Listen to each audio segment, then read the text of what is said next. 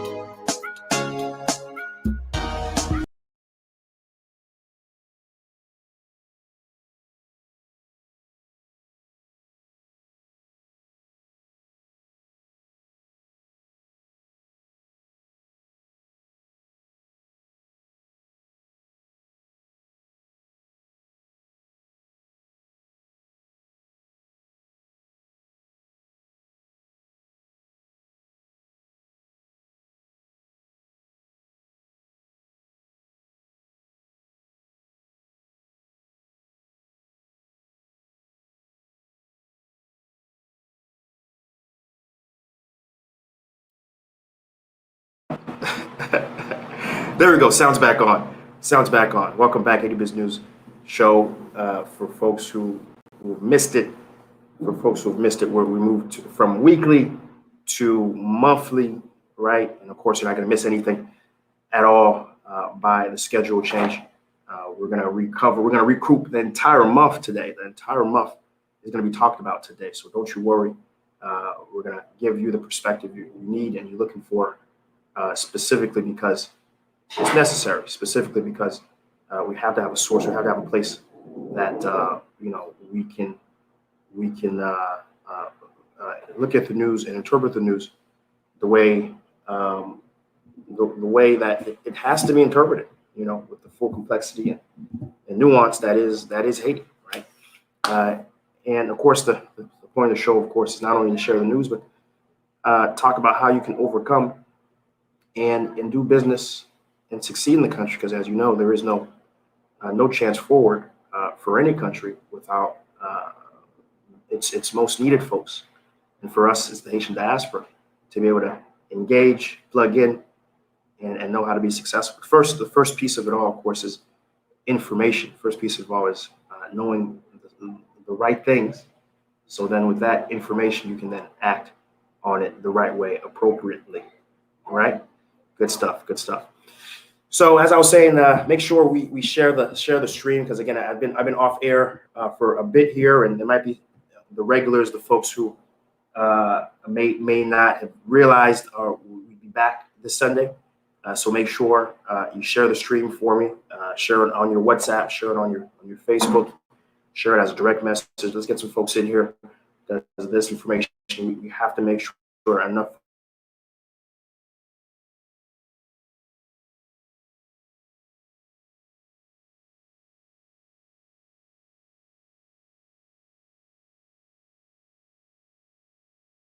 Right, stream over here.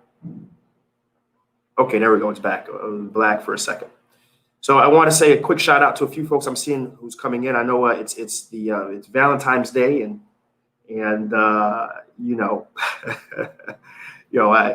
thanks for taking a break of taking out the wife, taking out the girlfriend, taking out the mistress. So for some of you guys, to be here. So shout out to a loving day where we appreciate all the significant couples who are pushing forward and progressing here in these COVID times, right? So I want to say what's up to yours truly, Pierre. What's up? We got Melanie D in the house. What's up? We got Marjorie M. What's going on? We got WF in here. First time I've seen WF. Do make sure you hit that subscribe button. I want to see you again the Sunday that we do this again. And I'll talk about that, my thoughts on this break and potentially how we can do Haiti business a little differently.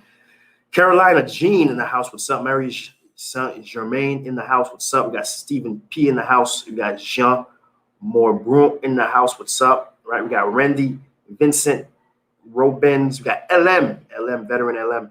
Good to have you in here. What's up? We got Daniel Dodard. What's going on? We got Mary Shars Hayward in here. What's up? What's going on?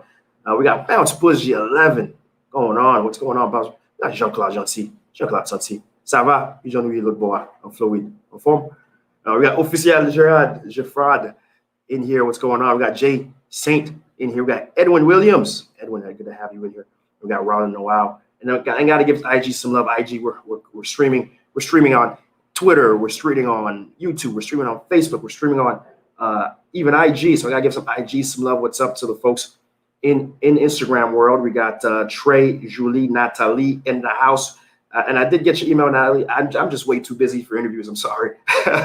I've been a lot of folks been asking for interviews, and I've just been declining left and right. Unfortunately, I just don't have the time. But when my time frees up, we'll talk. All right. What else we have? We have a couple of folks in here. We got Remy in the house in here. What's up, Remy? Coffee guy. Make sure you check out that episode. By the way, we'll talk about that episode in a minute. But do go ahead and check that out. We have an incredible Cafe Lux episode right now, streaming, doing really great stuff. Really happy to have had Remy, who's doing some incredible entrepreneurship work. And again, that's one of my favorite videos to do on my channel. Yeah, the hotels are nice. Going to the cities are nice. Don't get me wrong. I enjoy that, enjoying my country, appropriately. That's fine. But, there's just something special about, putting the folks who are changing this country on a pedestal, and that's the entrepreneurs, the business owners. That's what I do the show for, right? And of course, make sure we give that episode a view and do share, because ultimately, again, Haiti changes not by pretty images, but by folks who are acting and impacting, like Remy. What's up? We got Lutz in the house. Lawrence Gonzalez, what's going on, brother? Happy to have you in the chat. As always, do check out the neighborhoodfinanceguy.com, actually, doing some really great numbers, really great metrics, changing fundamentally the situation of the diaspora, because without a successful diaspora who's doing well, who is financially sound, there's no hope for Haiti, because even myself, I wouldn't be here talking to you guys right now if I didn't clean out my student loans, pay off my car loans, made sure I was financially sound, 800 credit score before moving to Haiti. You don't just wake up and say, hey, I'm going to go to Haiti. Yeah, no. You have to have a plan in place, folks. Neighborhood Finance Guy is a resource for you guys to get that plan in place. So shout out to Lawrence Gonzalez out there. We got Scotty Cadet in here. We got Sofro Flan in here. What's up, folks? What is up? Happy to have you. So let's go through some key notes here, right? Let's go through a couple things I want to talk about before we hop into the news. We have a lot to talk about, by the way. But and by the way, I'm coming. I don't know where I got this. I got this yesterday. A little bit of a cold, and so y'all gonna have to bear with me here as I clean up and unmoisten the nostrils here. All right. So bear with that. Again, I do apologize for those who a runny nose may have to sign off, but I can't control this thing here. Okay. All right. Excuse me. I suspect that to happen as the show goes on. So, first and foremost, toujours veux dire, un petit moment, n'a pas de émission pour changer le langage là, pour reconnaître que le langage qui connecte tout haïtien, c'est créole. Et j'ai appris le respect pour l'anglais, appris le respect pour ça qui connecte nous. Simplement, nous faisons en anglais parce que il n'y a pas de côté vraiment qui existait online et qui nous a recevoir une nouvelle sur Haïti dans un langage qui est du monde qui comprend. Parce qu'il y a un problème pour comprendre bien, c'est que nous avons une situation là, je dis là, que tout grand média qui existait du monde, que le monde du monde a pu suivre, il faut seulement recevoir nouvelles qui sont les plus mauvaises nouvelles. Donc, il y a des gens qui sont très proches de la famille là, chaque jour, pour comprendre que ce n'est pas un monde qui a mangé mon élément pour sauter dans le poids, ce n'est pas un kidnapping chaque petit moment. C'est moi-même pour expliquer, donc une nouvelle qu'on a regardé dans le poids, il y a des zones qui côté qui pas trop bon. Il a fini, il faut comprendre, tout, non, une population qui a 12 millions de monde. Vous comprenez ça? Haïti qui a 12 millions de monde. OK? Vous mettez des gens dans une chambre, grâce à des gens qui va tirer tête. Vous ne pas goumer juste à une mouille. Est-ce que vous comprenez? Mais n'importe une nouvelle qui sortit qui dit, oh, on haïtien caloté, on autre haïtien, ah, moi, tout 12 millions haïtiens, yo pas bon. Tout pays à net, c'est mon a mangé moun. Oh, quête, man. Là, quand on côté qui existe, que vous avez 12 millions de monde dans toute une petite île, ou pas bien un petit désordre, malheureusement. OK, après, on checker toutes les statistiques qui existent. Après, Haïti, c'est une côté qui est plus safe. Moun capture, moun volé, bah, ça, toutes les statistiques nettes. Ouais, Haïti, puis bas, ouais, après, Jamaïque. Puis après Saint-Domingue, puis tout le monde a besoin. Ouais, mais quand on a besoin de statistiques, ça, c'est Nations Unies qui bat statistiques, ça. Nations Unies qui bat. Ouais. OK, on va avec quoi Haïti, une institution Haïti qui a un numéro, mais on va avec Nations Unies. OK, c'est Nations Unies qui a dit que même là, on attend des nouvelles, sur 24 dans la radio, quand on est à Miami, au Chita Miami, on attend des vieilles radios qui a voyé des émissions, on regarde Miami Air Road, on regarde CNN, on regarde tout grand émission ça, seulement ils concentrent sur mauvais bail. Après tout, ma dit c'est que spécialement il faut focus sur ça parce que c'est ça yo des centres qui partageaient des nouvelles qui intéressaient les hommes. Et ça qui les hommes intéressés, c'est qui ça? C'est PI, c'est des autres qui a fait, qui compte Jean yo konye, est-ce qu'on comprend? Mais malheureusement pour nous, comme Haïtiens, nous ne pouvons pas jamais devant ça qui est immédiatement et nous prenons ça qui est devant nous, qui c'est ça qui est net. OK? À finir, ce n'est pas seul nous-mêmes, tout. Même c'est Haïtien qui compte plus fort à parler Haïti mal devant toute l'autre race, tout l'autre monde. OK? C'est triste, mais c'est comme ça va arriver. Mais l'autre nation, yo aussi, c'est pas même style nouvelle, qu'on a aussi mauvais perception, et c'est la raison que nous faisons le créole. Ah, excusez-moi, nous faisons l'anglais. OK? So, nous avons on va simplement on journée, on joue, on va joindre même style de bail que m'a fait aujourd'hui là. On l'autre mon a fait. Dans l'anglais, on a bien content là qui veut dans créole parce que tout le monde qui a pratiqué créole là, accent bail ça, il va aider comme à faire une mission 2 et 3 en anglais seulement. Vous comprenez? Est-ce que la situation est on a bien préféré parler créole pour toute émission, mais la situation c'est que il va écouter que moun ka recevoir des nouvelles, qui est des vérités sur qui est-ce nous comme haïtien. Si pas pour moi-même, m'attend nous, il y a 68 moun sur live là sur Facebook, YouTube, quelques moun dans IG, c'est pas seulement moi-même, messieurs dames, m'attend nous même tout faire une émission comme ça qui a bail nous vérité anglais à droite pour d'autres nouvelles. Vous comprenez? Comme ça. Quelques même détours non l'autre monde qui a fait, bien content pour ce que dans le créole.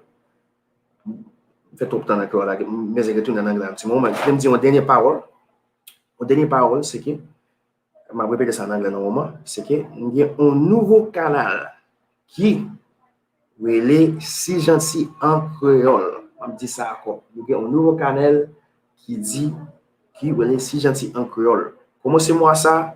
Tout épisode qui me lagué, m'a blagué avec une version qui est exclusivement en créole. OK? Mais ma blague là dans le canal là, désolé, mon IG, ou pas well, sur les transferts qu'on nous sur YouTube, Facebook, et c'est un canal qui, d'accord, nous, ton critique nous voulons on partie en créole, après ça, il y a plein de monde qui a suivi en Haïti tout, anglais aussi trop rapide pour nous. Et tout nouveau épisode qui nous va laguer, d'accord, nous avons bien en version, même jour, même moment qu'il a en créole. OK? So, ça là, à la mode, I'll subscribe. I can bien dire ça, non? I'll subscribe. OK? I'll follow. And then, nous allons commencer à faire en créole. OK? Donc, c'est ça, c'est bête. Puis, mon temps que je pour tout le monde, que tout le monde est satisfait. J'ai toujours une mission qui a informé anglais, mon diaspora qui pour faire anglais et en tout le monde qui pas haïtien, tout, qui vraiment plus comprendre et ça qui passe à Haïti. Et tout, montrer qu'il y a plus de respect pour nous-mêmes, comme créolise. Et puis nous avons un nouveau canal qui est SeeJeanty en créole. Abonner, subscribe. OK? All right. That was a little longer Creole than usual, but I had to really break it down. I've been going for a while, right? And long story short, what I shared was that we do this because there's no place that's given information on Haiti for Haitians and interested parties in English. There's plenty of places you can find stuff in Creole what's going on, though it's mostly politics, mostly zin, triple tie, as they say. But that's primary, the big reason, right? And of course, I mentioned that we have a brand new channel called SeeJeanty en Creole, right? SeeJeanty en Creole. It's a brand new channel that is starting this month.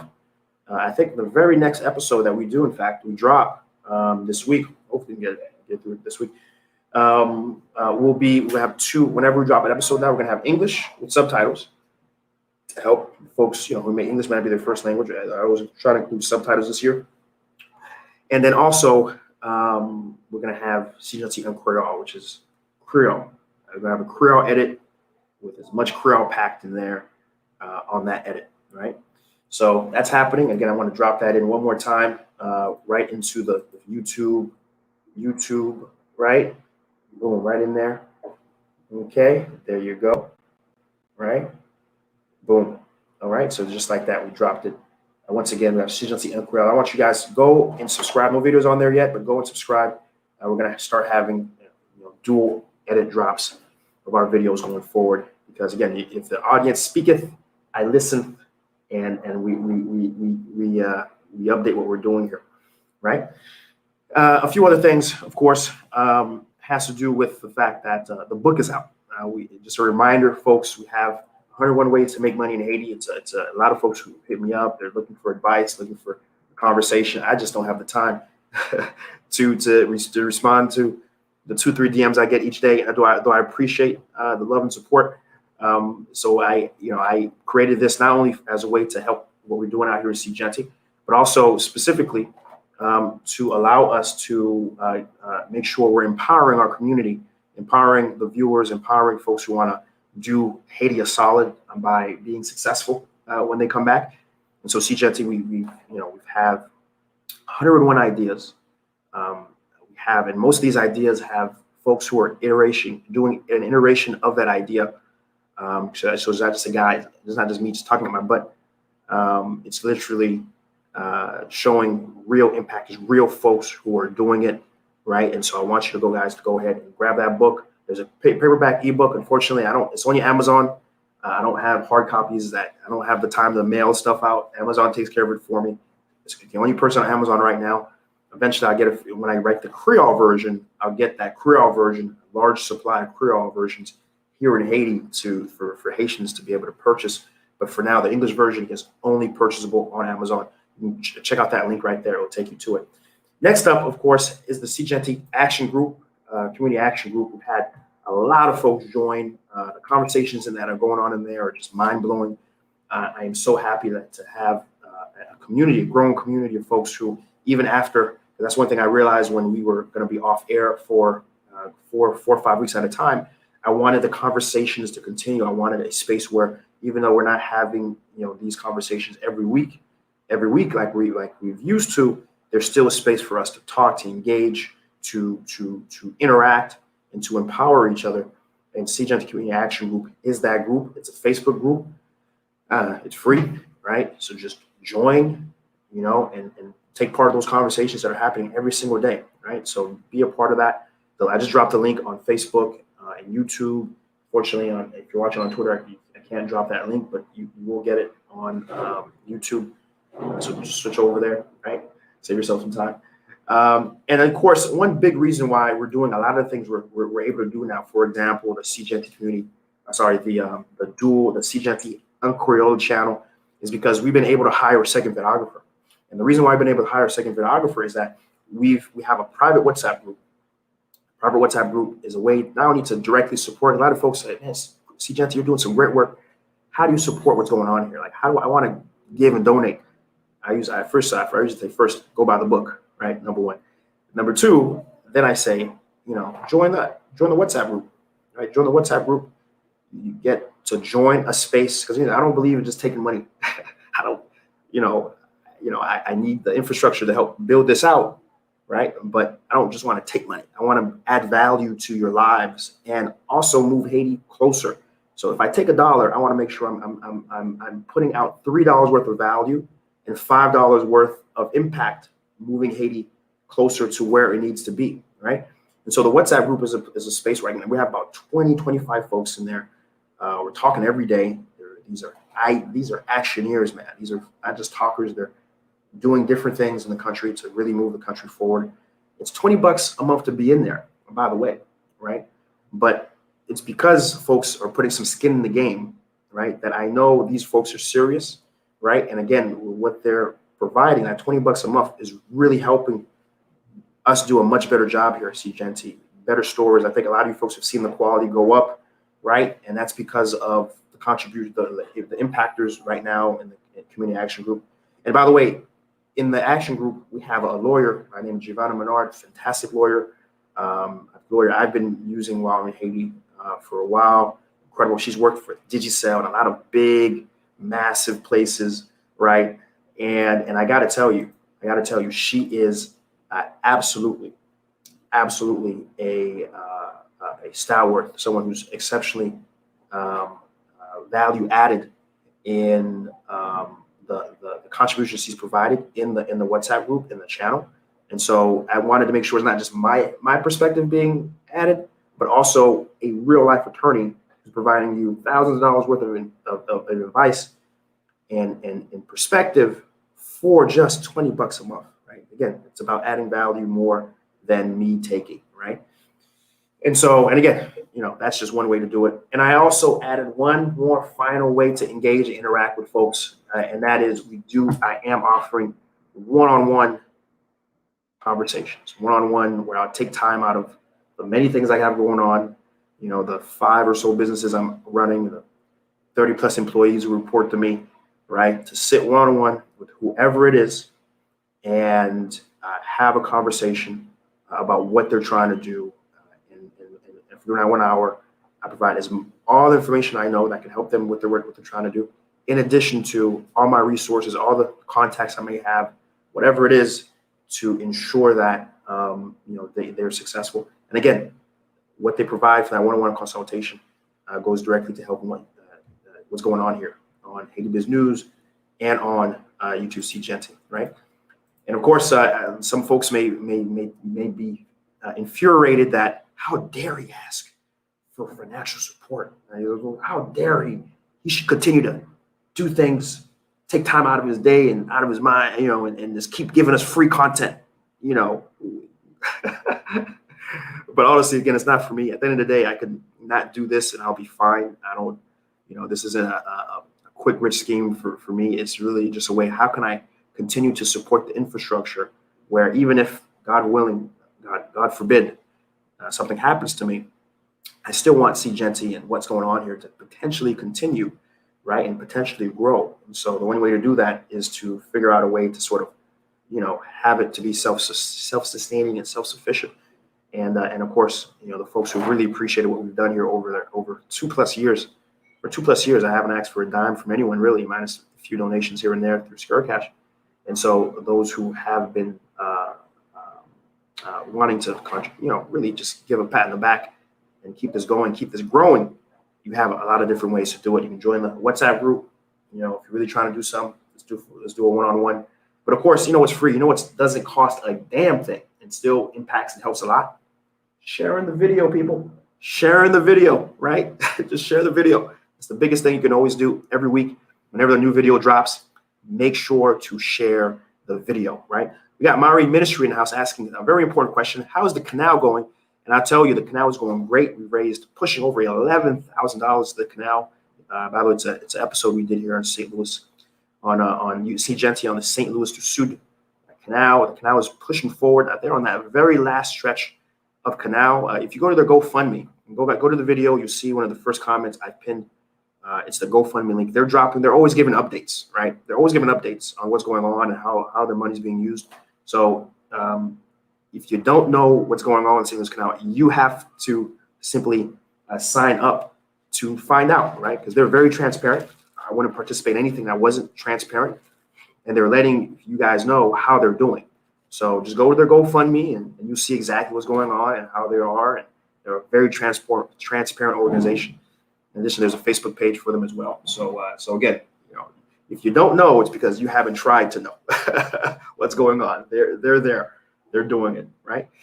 Of course, co-hosts. You guys are my co-hosts, right? So make sure, drop a comment. I'm going to try to read a few here and there as I go through the newscast, but particularly after the newscast, we will go ahead and I'll spend some time. I want to max it out at 15 minutes, just 15 minutes probably after the stream, just to kind of go over some comments and just have a conversation with you guys, right? So so that's the big stuff I wanted to go over with you guys. And again, remember, like the stream. If you're watching this on Facebook, hit that like button. If you're watching on YouTube, hit the like button too. Like little like buttons, right? And share it to get some more folks in here. Let's get the conversation. Because the more folks in here, honestly, the better of the conversation it is that we're going to have. Because different perspectives. I don't necessarily have to agree with what you're saying, right? But I do value different perspectives, and it's not just a one-sided show, even though I'm the one with the mic. So let's talk about the headlines. What are we going to be talking about today? We got lots to talk about. First and foremost, we're going to touch base on COVID, right? We're going to then talk about February 7th. February 7th, the deadline date that was supposed to be Jovenel's last day in office per some people, but he's still here. And we're going to talk about what's going on from that perspective because we have to, right? We're going to spend not too much time because, again, we don't do politics here on the show. Right now, there's nothing more dominating the business climate right now than Miss McCoy said, drink a teaspoon of turmeric every morning to drain that nasal drainage. You know what? I will try that out. I will, once I get off the show, I will go buy some turmeric. I know I'm saying it wrong, and I'll let you know how that works. All right. Thank you, Miss McCoy. So yeah, we're going to talk about February 7th. We're going to talk about the armored vehicles, armored Dominican vehicles that are on the Haitian border right now. The Dominican Republic is sending more troops to the border right now. We got to talk about that. We got to talk about that, really quick because it's something folks want to stay on the pulse of, right? We're going to talk about that, and then jump into the economics. We got national deficit widens, right, and a lot of other really important economic metrics happening in Haiti, from inflation, right, to food insecurity, and the exchange rate. There's some exchange rate movements that we got to talk about today, right? And of course, Carnival in Haiti. I saw somebody say, "Man, I thought you were going to be Porter with the Carnival out there." Listen, first off, I was in Jacmel last week, hanging out, and I actually created a very nice story on my Instagram for that, being part. And that was my first. Believe it or not, folks won't believe this. That was my first Carnival. Carnival. Even though I've been in Haiti for going on 4 or 5 years now, that was my first, and that was awesome. It was a family. Like, kids were there. It was just vibes, good times, right? No masks. I know folks were asking, "What about the mask?" Yeah, there was no masks. Yeah, and it was just whatever you may think Haiti is. I was there all day, food, drinks, festivities, fun, and so. But anyways, we'll talk a little bit about that. Flights. We got some flight news. We got agriculture. We're going to talk some agriculture stuff that are happening here and across the country. Always a pleasure. Always a plus to talk about that. We got some Caracol happenings today. We're going to talk about, we got electricity, a big thing. We got to talk about electricity because that's a big push for the administration. It has some real potential impact on business climate. We're going to talk about that too. And so those are the big bullet points of what we're going to be talking about today. And I'm excited to be back on air and excited to be talking to you guys, right? And of course, as I just mentioned, until I get that turmeric that Miss McCoy recommended, I am going to have a bit of a runny nose here. So excuse the constant nose wiping and face wiping, right? So that's the headlines. We're going to jump right into. And by the way, Pierre, legit, I had a great time. At the Carnival in Jacmel, right? Great time. So thanks for asking. So let's jump into it. Let's jump into what we're going to be talking about today. So the very first, of course, has to do with COVID in Haiti. There's about 2,516 active cases in the country, which in the average rate of growth is about a handful a day, anywhere between 5 to 10 or so active cases, which is keeping us pretty consistent in terms of that 2,000 rank. It's consistent with how many folks who are coming off being considered COVID positive, right? And so still, I'm not saying COVID isn't a thing in the country, but certainly it is much smaller than other countries for sure. There's certain things you do have to know when it comes to COVID. To leave the country right now, most countries, United States, Canada, they're all asking for, COVID screening. You have to have a COVID negative test 3 days from your flight. There are places at the airport that you can get a screening at the airport. There's multiple places and labs that get tests if you're coming to Haiti. And by the way, if you go to the SeeJeanty Community Action Group, we've had a few different posts within there that shows where you can go to get your tests throughout OCOP and Port-au-Prince. There's a few different places. You will have to pay. Bear in mind, you will have to pay for your COVID test. It's not like America where you can get one every other day, one every day, multiple ones a day, and not pay.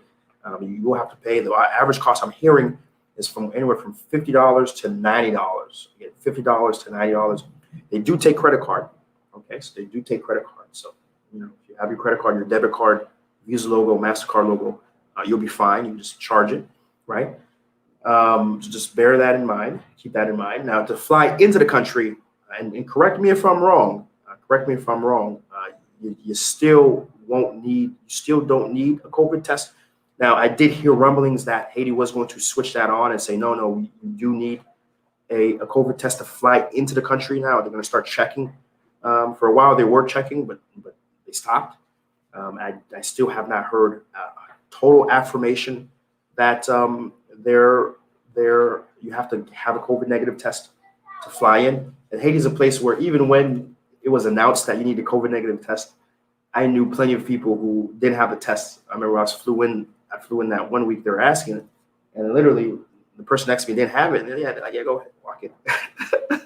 So even when it's announced, I need eyewitness accounts of people flying in to tell them to confirm for me that it's actually being enforced. That's just Haiti.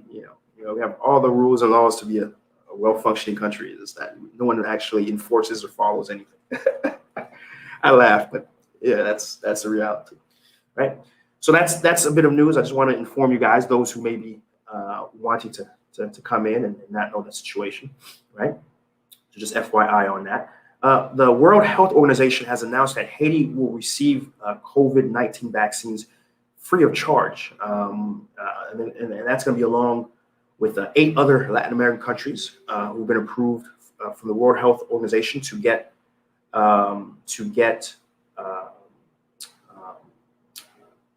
vaccinations, right? And so I don't know where folks may stand on the situation, if they're going to get vaccinated or not. I can tell you, I'm going to get vaccinated because it may be crazy, but I believe in science, and I would like to not have to worry about spreading this, at least getting sick myself, certainly. So I will be taking it, and it's important news to know that in a country like Haiti, where again, just to get tested, to fly out, and you have to pay. A lot of Haitians, it would be unaffordable for a lot of Haitians. Though to be fair, if you do have symptoms of COVID and you didn't have money and you did go to the hospital, you would get tested for free, right? If it was assumed that you may have had it. Just those who are flying out have to pay for it, if you understand the difference. The other countries that are qualified by the World Health Organization to get free vaccines will be Bolivia, Dominica, the Grenadines. Sure, I'm saying that wrong. Excuse me, those who are from there. St. Lucia, St. Vincent, El Salvador, Grenada, Guyana, Honduras, and Nicaragua. These are countries that have all will be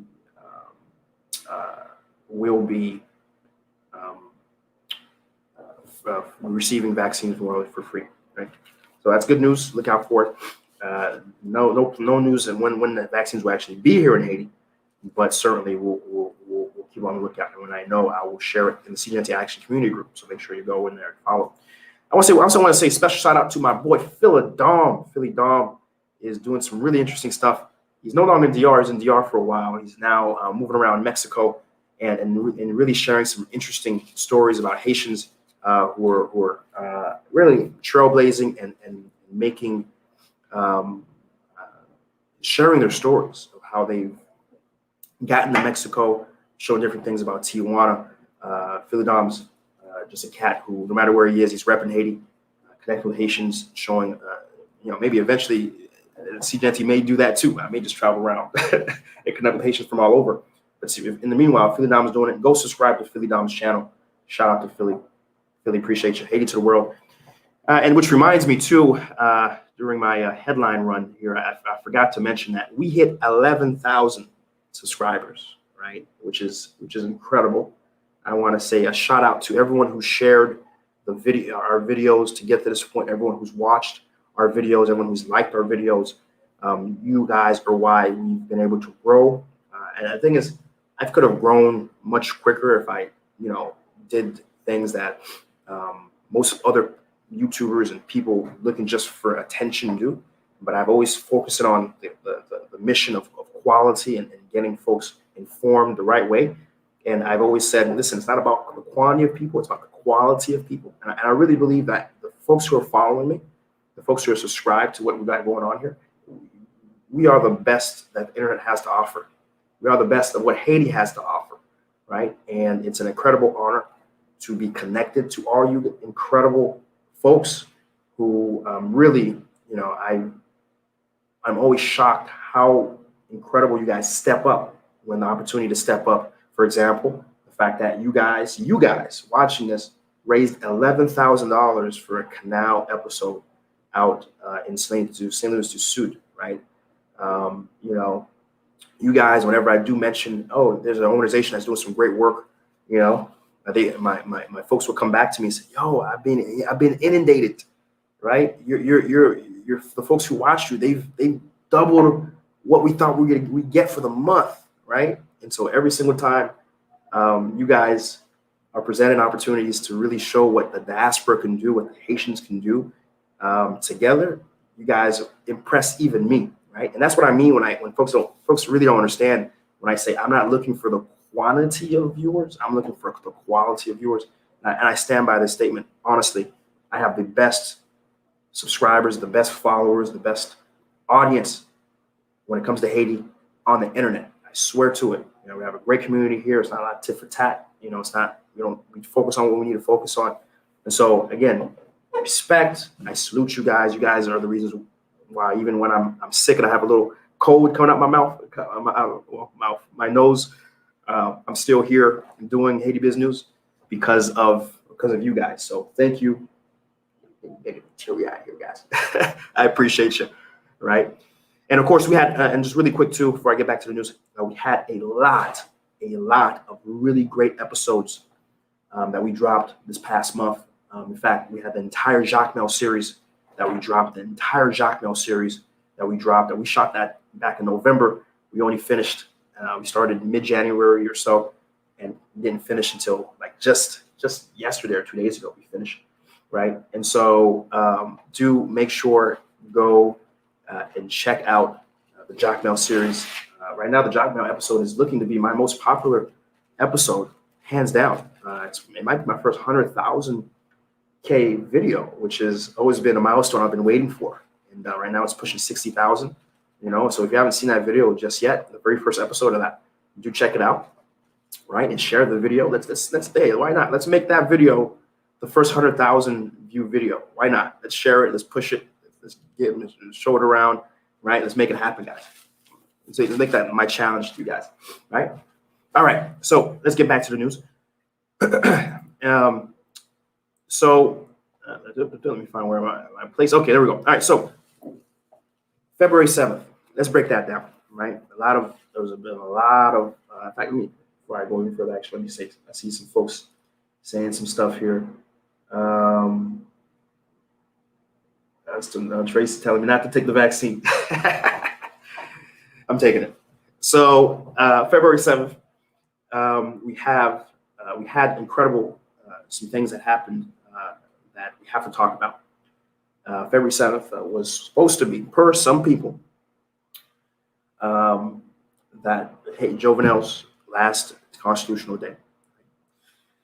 And so let's break that down of why, what were the sides aligned in this debate, right? And ultimately, débat fini.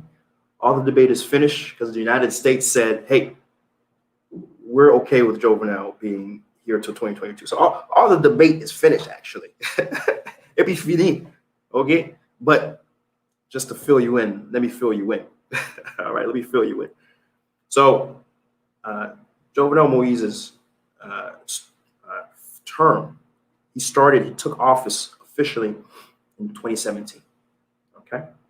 The term of a sitting president in Haiti runs 5 years, right?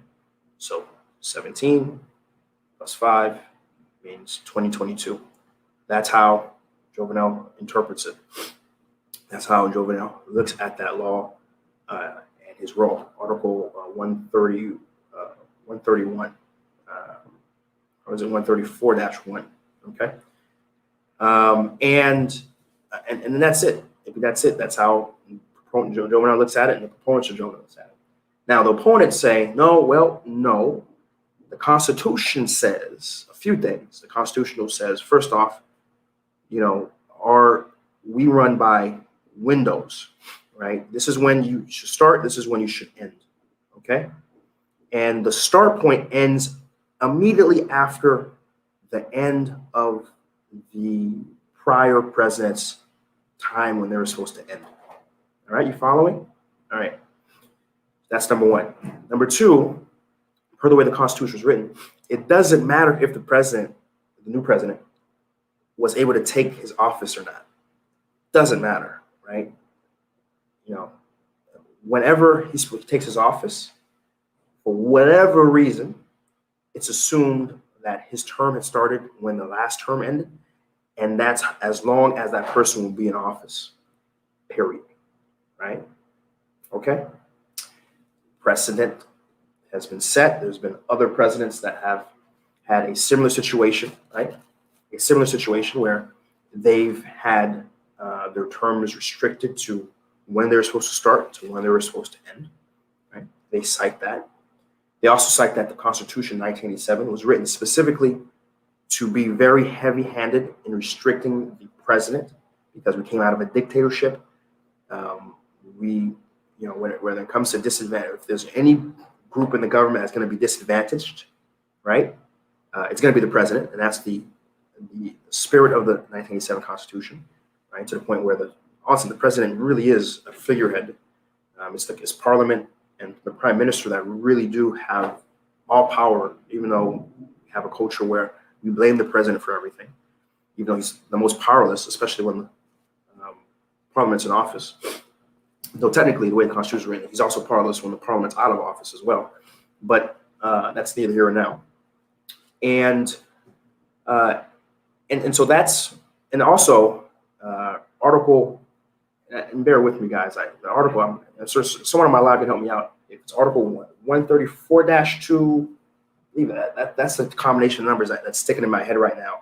Article 134-2 within the Constitution that specifically was amended in 2011, which said, because it was pretty ambiguous before. Before it just said, well, the president's restricted to the windowed 5-year term, right? In 2011, 2012, when the Constitution was amended, it was very clear. They added new language to say that very thing I just explained to you, that, hey, the president's term starts right after the other one ends. And for whatever reason, he can't take office, it doesn't matter, right?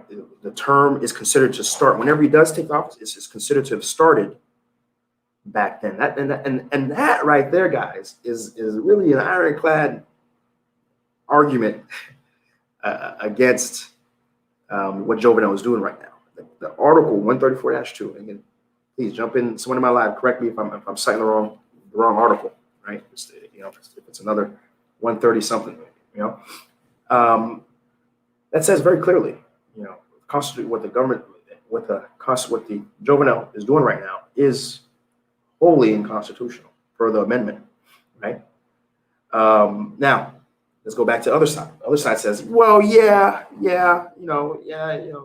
a point, right? The Constitution did say that, right? But here's what the other side, the Jovenel side, is saying again. The folks who are for Jovenel, they say, well, here's the thing, right? Here's the thing. The thing is that he won the first 2016 election. He won it, right? Now, he did it again because the opposition didn't accept that he won it. And so he, in 2017, won it again, right? 2017, he won it again. right?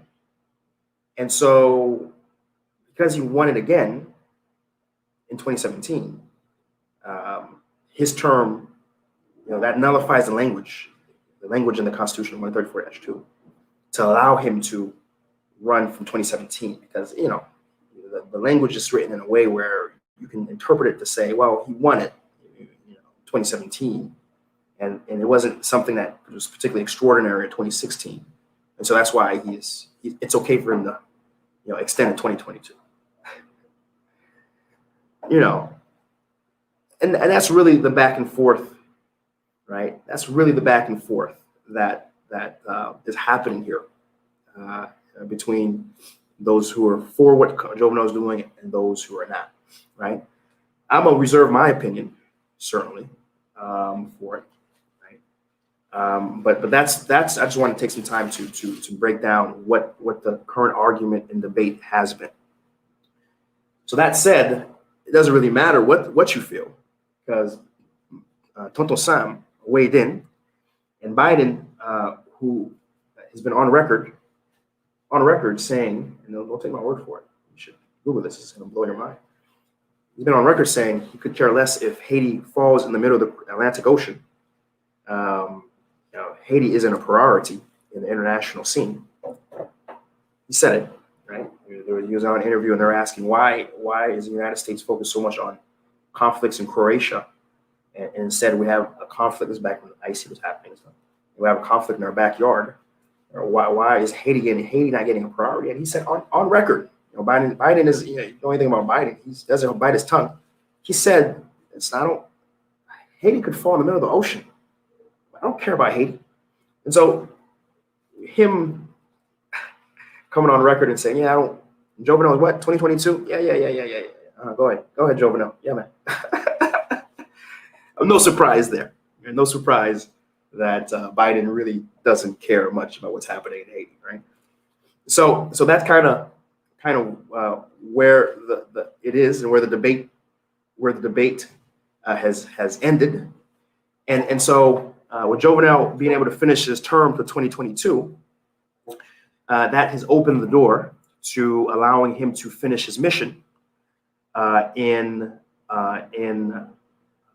doing the big thing, which is the next big piece to talk about, which is the Constitution, the new Constitution that's coming. I mean, we have to talk about that. It's Haiti Biz News Show, but we got to talk about this because this is going to change the ecosystem of what it means to do business in Haiti, right? Shout out to Anna Canteras. What's up, sis? Good to have you in the stream. Keep doing great stuff. It's going to change the ecosystem of what's happening in Haiti. Okay, so we got to talk about that. Right? So the April 25th is when the referendum has to happen, right? April 25th is when the referendum has to happen, right?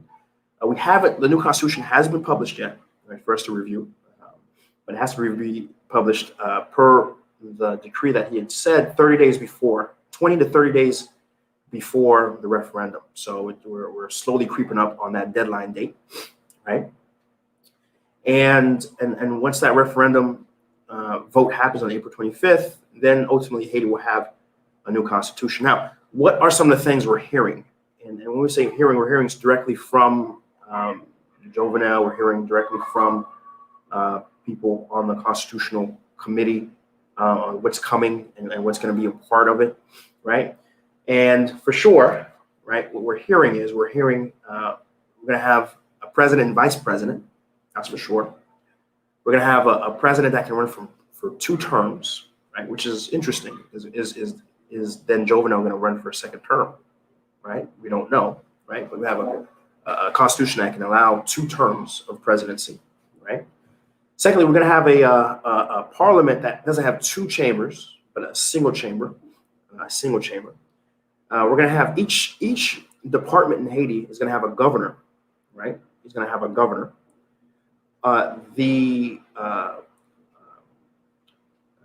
If I recollect what I read correctly, again, this is we'll confirm all this once it's out.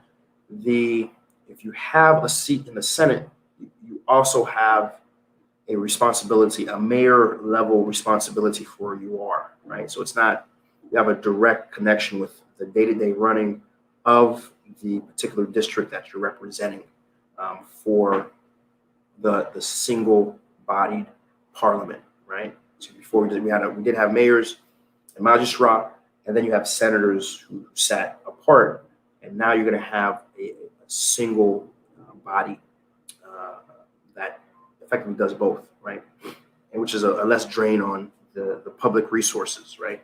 We have a lot less senators. So right now we have 100 some odd deputies, 50 to 60 some odd senators, at least when we're supposed to be in operation anyways. Right now we don't have Parliament or the House of Deputies, right, in operating right now. But so these are all interesting news. But here's the heavy hitter, right? Here's the heavy hitter, right? The heavy hitter is that the diaspora can be anything they want to be.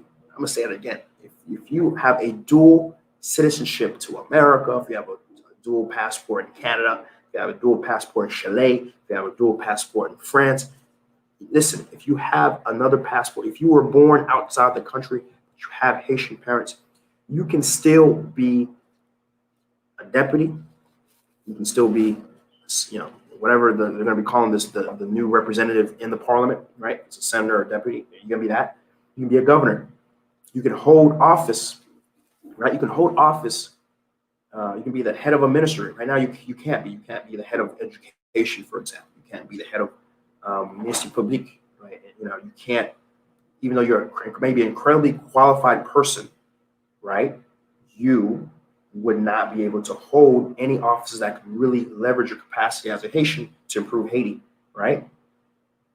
That's the way it was. The way it is right now, the way it's going to be, is that you can even be president. I would say it again. You within a diaspora, and I know this is going to open the floodgates because every barbershop dude in America is going to, because every barbershop dude wants to be president. And it's already pretty bad around presidential time, right? Around a presidential election, right? Because, you already have, freaking 100 folks trying to run for office. Now you have 100 folks who are going to run for office, plus all the barbershop dudes who take the first ticket, from their barbershop to Haiti, also campaigning, right?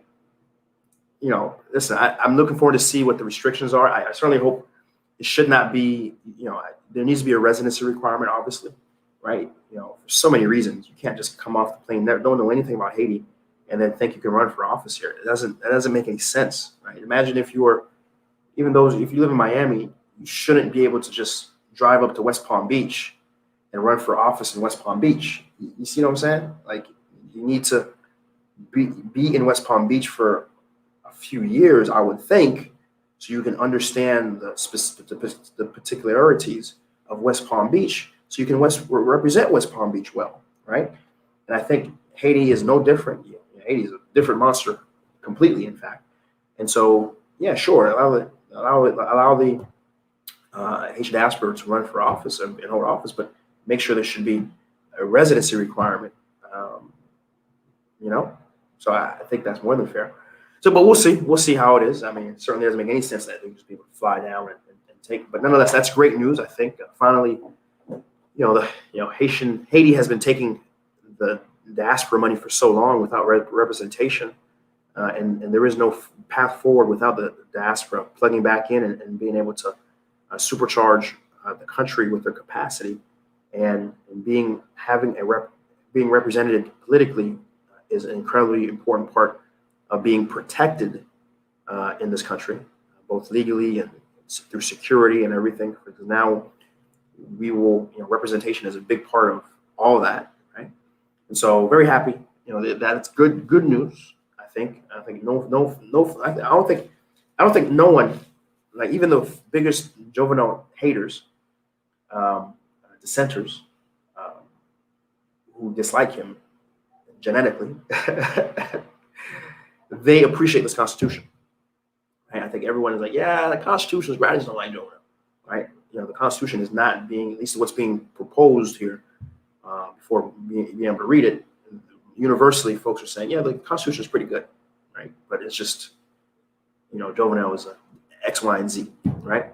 So we'll see. We'll see how it turns out. I certainly look forward to, I will be one of the first people who read cover to cover, word for word of that Constitution when it gets released. And we will, next episode, I'm sure by next episode it will be out, and we will talk about it. In fact, if necessary, I may have a special live just for the Constitution, just to go over what's in it. So look out for it. Make sure you're following me on Facebook and YouTube, and make sure you're subscribed. When the Constitution drops, we will have an episode just for it, and we'll talk about it. Okay, sounds good, guys. All right. So the next news story has to do with I know this is gonna rile up some folks. It's gonna rile up some folks, right? Because it's a tricky subject when we're talking about this. The Dominican Republic has put armed vehicles along the Haitian border. Careful. That's one thing I appreciate about my Dominican brothers and sisters is that you drop one word about DR doing anything, and they come in deep. Number one, and they're ready to go into. I tell you what, if Haiti would had half the patriotism and love for themselves and the Dominican Republic as Dominicans do, we would be not too far away from the progress they made in their country. I tell you that right now. That's two people you can't talk anything about. You can't say anything about Jamaicans. You can't say anything about Dominicans, because Dominicans will come at you hard, aggressive, right? You watch your mouth, right? But in any case, we're here to talk about what's happening on the border. The frontier has had increased troops there officially. There's going to be a real nose blower here.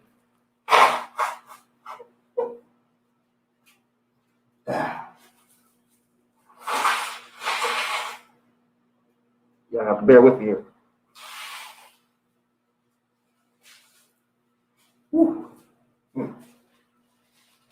Almost out of tissues. Whew. Yeah, if I had some turmeric, I would take that turmeric recommendation here. Cold. I don't know where I got this cold from. It's the craziest thing. It's fine. I was fine up until yesterday. So y'all excuse me. So the facts are we have somewhere around 10,000 core troops along the border. Dominican troops. In addition, we have quite a few armored vehicles as well.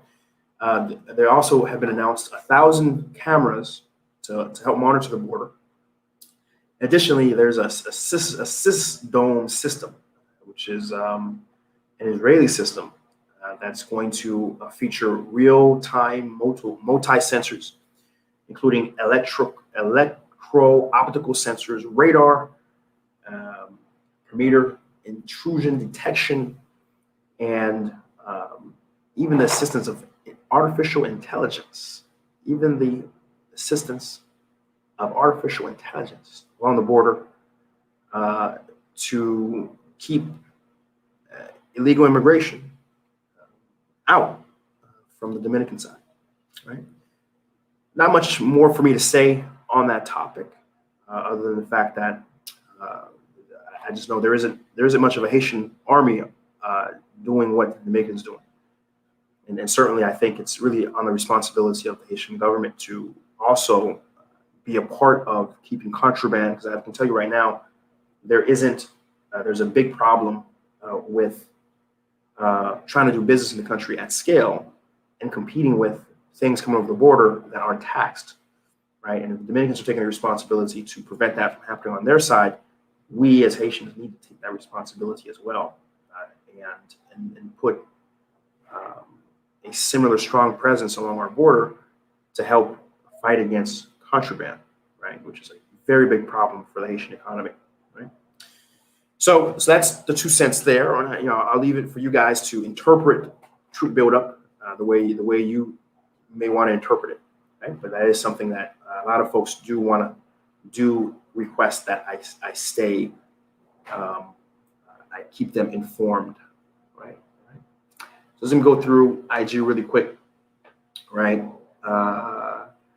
I totally agree with you, Anna. We do need some qualified folks on our side here in Haiti. It is very, very difficult right now with the current political leaders we have. So that's one thing we hope that the new constitution will bring. I'm not saying it's the panacea, but we're doing the very same things we've done. It's not changed anything. So how about we change it up? Let's just see. I'm down with it.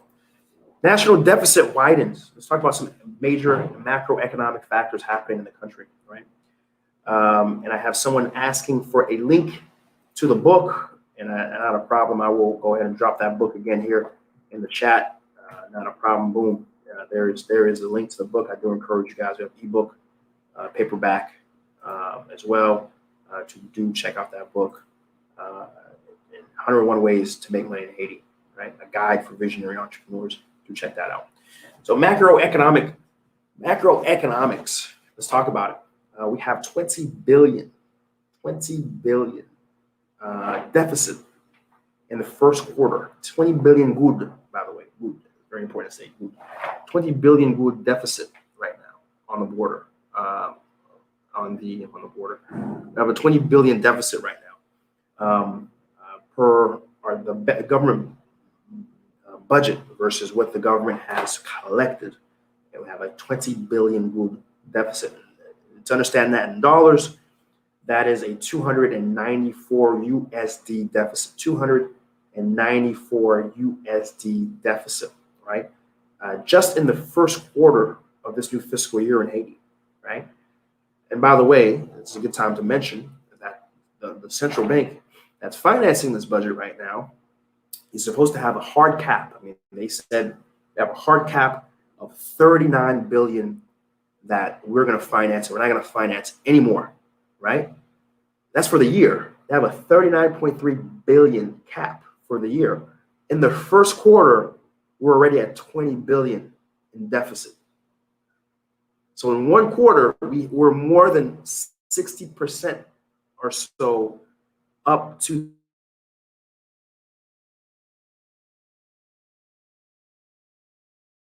budget deficit, right? And we put that hard cap in place to reassure the market that we're not going to. That's one reason why my next subject, which is the exchange rate, has been deflating so much, because we've been, in effect, when you're, I won't go into the details here. That I've learned through teaching economics. Economics is not the favorite subject for a lot of people, so I won't bore you guys too much on this. But so understand, when a government's running a deficit and the central bank has to finance that deficit, it is in effect, it has the same effect as printing money, right? They do a special little voodoo where they print out treasury notes, and then banks are able to purchase those notes, and they go into accounts, and it's a bunch of voodoo, right? Just understand that it's a bunch of tricky. You got to be in finance to kind of get a sense of what all the shells. There's like you ever play that game when you have 3 shells, and then you'll pick. Here's the shell, and pick it, and then they move it around, and they move it around, and then the shell's not here. That's kind of what's happening right now. But the effect of this moving the shell around, right, has the same effect on the economy as just printing money, honestly. And that's the situation we're in right now, where, in effect, the central bank is having to print money, right, to support what is happening right now in terms of the government not being able to secure the appropriate revenue through customs, through property tax, through income tax, corporate tax, on and on, right? Because the economy has been shrinking, and so all those revenue places have just shrunk, right? And now plus expenditures have gone up to the roof, right? And that's where we are right now, right? Let me jump to the next subject, which is the exchange rate. The exchange rate, as last we spoke, was roughly 70 good for $1. It was 70 good for $1. Whereas we're talking to right now, it's 75 good to $1. So it's moving closer to where folks believe it should be, which is closer anywhere between 88 to 90 good is where it technically, realistically, would be acceptable for a lot of the economic actors who are doing things in the country. Though remember, before it sprung down to 60 back in November, August of last year, October of last year, it was at 120, right? And so we have a situation right now where the good, and every week, by the way, every week, the central bank is having to drop dollars into the market to keep the value of the good artificial. That's it. They're having to depreciate the value of the dollar in the local Haitian market to have the good be at a higher place, a higher value, relatively speaking, right? The thing is, here's the thing, right? This can only go on for so long because the only real economic way for your currency to have value is if you're exporting, is if you have products that the international community wants. And to get that product, you have to use that currency to buy that product, right? In other words, if we had a very large export of something, to be able to get that something, they have to purchase our currency to get it. And there is no demand for our currency in the international market because we don't export anything. We don't produce anything in this country. Everything is imported, right? So everything else they're doing right now is only stopping it. Just imagine, I want you guys just to imagine floodgates. Imagine a dam. And there's just incredible pressure building up right now because the central bank is just creating a fakeness to the value of our currency, right? By just trying to depreciate the US dollar, right? It's going to, it's like a, just imagine a rubber band. The longer you keep fighting it, the more it gets tight. The longer you keep fighting it, the more it gets tight. And guess what? When you let go, when you can't fight it anymore, right? For example, when the reserves of US dollars that they're dropping in the market right now goes to zero, and they let that puppy go, don't be standing in front of it. Don't be standing in front of it. It's gonna hurt. It's gonna hurt, guys. And that's the situation we're in right now, where the good is being artificially depreciated. And the worst part of it is that we're running a deficit, right? We're printing money. So while we're trying to, think about it, guys, we're trying to appreciate and keep the value of our good up. At the same time, we're printing money. We're printing money. We're saying we're trying to keep the dollar value in place, but we're printing money. The very thing that totally eviscerates the value of your money is by printing more of it, right? And be running a government deficit and financing it, right, is printing money. So I'll end it there because I'm losing viewers here on the live stream. Like this dude's talking macroeconomics, man. I got time for this. So let's go back to other news, right? But that's the situation we're in right now with the currency being at 75. And honestly, I would not be surprised if next time we spoke, that puppy starts to really spring back and we're at, anywhere between 90 next month. I wouldn't be surprised. I'm waiting for that dam to burst, guys. It's coming. It's coming. And we'll see that. And if I'm a betting man, I would say the moment we hit 39.3 billion and the central bank doesn't hold its promise to not finance anymore, the entire currency exchange market will collapse. We'll say, wait a minute, you promised us, we have no faith in you. Screw your currency, and we're going to have a very bad situation here economically, monetarily speaking. Okay? You heard it here first on SeeJeanty Haiti Biz News. You heard it here first. Next up has to do with inflation. Inflation actually has been down year over year because of the currency springing back to how it has sprung back. And it's really the first time I've ever reported of deflation in the economy, which is really incredible, right? And where we've seen the inflationary numbers actually go down a bit from the 20 plus to 19.2% for December, which is, believe it or not, very good. When you look at the bread basket the food basket, the core food basket of the economy as a whole, year over year, we're seeing an 8% decrease in the prices of goods year over year, 8% less. So when we look at rice, wheat, flour, corn, beans, sugar, vegetable oil, we're seeing 8% down from last year, which is astonishing. As long as we've been doing Haiti Biz News, I've never reported of prices going down. But again, you can understand why the price has gone down, because our value of our currency has been artificially inflated. And we can, and when you have a higher value currency, you can acquire imported products. And Haiti, we import everything, right? And thus the prices will go down by definition, right?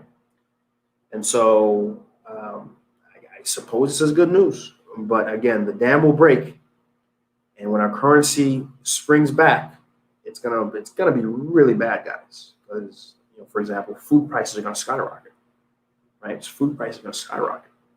So I guess we'll talk about that when that happens, guys. But certainly the only way out of this, is we have to, as a people, move to creating ventures and businesses that export product out, right?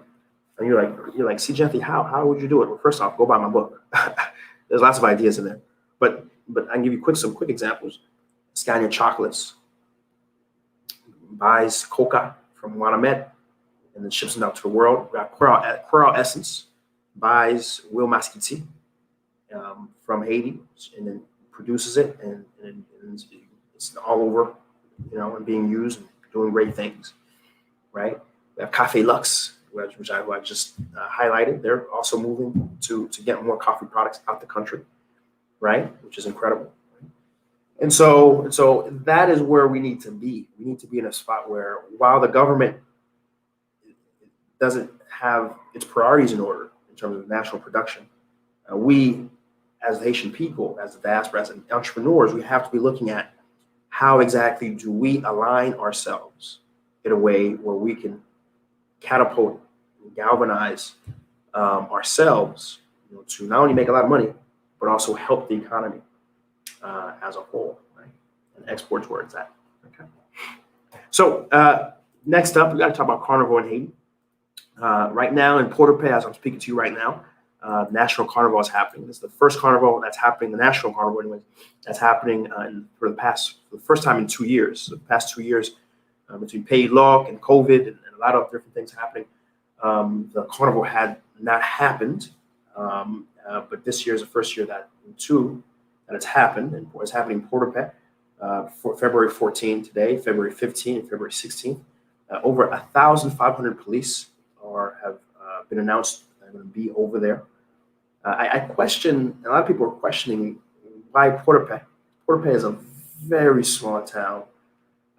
It's a town where it doesn't have the hotels, the stays. It doesn't have the capacity to hold even a fraction of the people who are driving up to Port-au-Paix to participate. And so I don't quite understand. Port-au-Paix is nowhere near any other big city that could support it. For example, Cap Haitien. It's 5 hours away. It's 5 hours away from Port-au-Paix. And so, I guess that's great for Port-au-Paix, but they don't have the infrastructure for this. They don't. If it's just the locals, I guess that's good, but it's not just locals. In fact, I was coming from St. Mark, from a shoot in St. Mark yesterday, and the traffic was really bad because we had so many cars, so many trucks driving up to Port-au-Paix, right? So, but anyways, there's a lot of live streams that are playing the Carnival, and so I do encourage you guys who couldn't be a part of it this year to go ahead and check out the many live streams. I'll certainly be on SeeJeanty Facebook. I will share some of the live streams I've seen that are really good, just so you guys can see what's going on. And I think I just want to remind you guys, I did participate in the Jacmel Carnival that happened last week, If you go to my Instagram story, I have a bunch of really cool stories that are there. So do check it out. It was my first carnival in Haiti. And so I was really happy to be a part of it. So flights, let's talk about flights. We have sunrise flights Cuba have been recanceled again. They were canceled last time we spoke. Had to reopen briefly, but recanceled again. So if you're trying to get to Cuba from Sunrise Airways, it's not going to happen. Right? If you're trying to get to Cuba from Sunrise, it's not going to happen. Flights shut down because of COVID concerns. Right. Next up has to do with agriculture. We have quite a few of agriculture stories. Right, right, to talk about. First and foremost, there's a new agro-industrial export-free zone happening out in Haiti Biz, right? Specifically, it's located in an area called Savannah Diane, within the commune of Saint Michael, which again, affecting Haiti Biz, right? And for what it's worth, it's the owner of it is the APADs, APAID, the APAD. If you know anything about them, they have a very large textile footprint in the country. They do a lot of very large factories. And listen, I don't know about you guys, but when you have the mobilizers of and owners of capital in the country, who are typically villainized for building import-based companies, but they themselves are getting into exports, right? I call it a good thing, right? That's one thing I've always, folks, man, Chris, you're too. Give me a second here.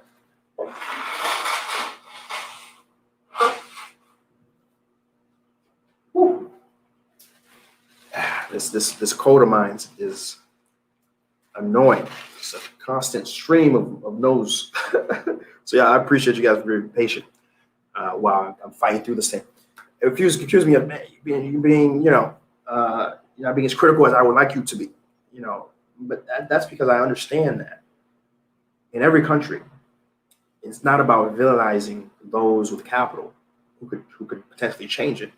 It's having a structure in place that encourages those with capital to do the right thing, because those with capital, they usually got to that point because they're very astute with understanding the rules of the game and moving their chess pieces in a way to allow them to gain resources. And most of them do it within the confines of the law, though some of them do find a gray area, right? And that's why you have tax laws in America that encourages you. That's why FYI is going to blow your mind. You as an employee will pay more taxes versus someone who's investing and creating jobs. Why? Because the U.S. government understands that they want people to be incentivized to invest, to incentivize to create jobs and employment. Because it's not the government's job to create jobs. It's the people's job, and it's the people with money's job to create employment. And so you have a tax structure that allows you to pay less in tax if you're creating jobs.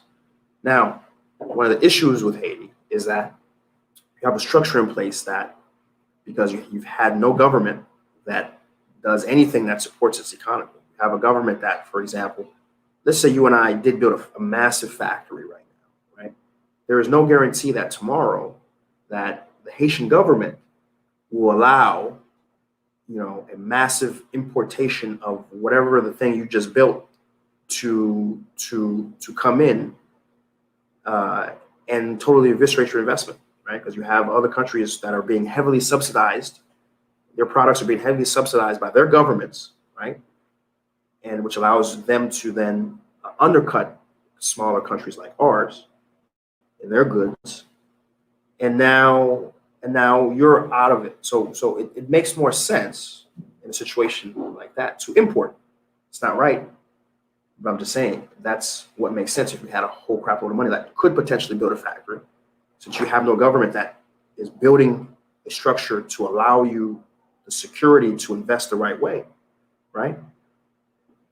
You do this, right? And so I always console folks to understand what the dynamics are from an economic perspective before you villainize someone who could potentially be a hero to the economic. Because we need, listen, Haiti is a place where we need everybody to step up. We need the Haitian diaspora to step up. We need the paysans to step up. We need those of that upper tier also to step up to do the right things.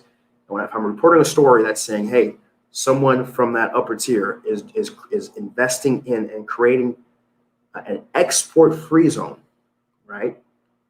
We need to applaud that. We need to say, hey, this is exactly the sort of behavior we need from those with capital in the country, and we need the government to come in and also provide additional incentives to allow more of this to happen from anyone. May it be the diasporas creating an export-free zone, may it be Haitian natives really pulling their money together to do an export-free zone. Like, we need much more engagement from, again, all roads lead back to the government, to a government that really understands, to change this country, you have to leverage the capacity of all actors in the economy to do good and to do better, right? And so this is why I do want to take a little bit of time to talk about that, because again, the moment you mention a big name, a big family name, the hairs of a lot of Haitians, the hair on the back of their heads, or the hair on the back of their necks go up, and they get ready to fight, not realizing that, listen, I speak to a lot of business people, from the lower, the guys who just, putting a few bucks together, to the folks who, have massive organizations here in this country that are employing thousands of people. I've been blessed in that way, that because of SeeJeanty Media, and the book I was writing, and things I've done, and the companies I run the circles of everyone from every level of society, all right? And universally, from the lowest, the guy who just has himself and a few people he's working with, to that guy who has a massive factory, they all say the same thing. They all say that, we don't have support of the government.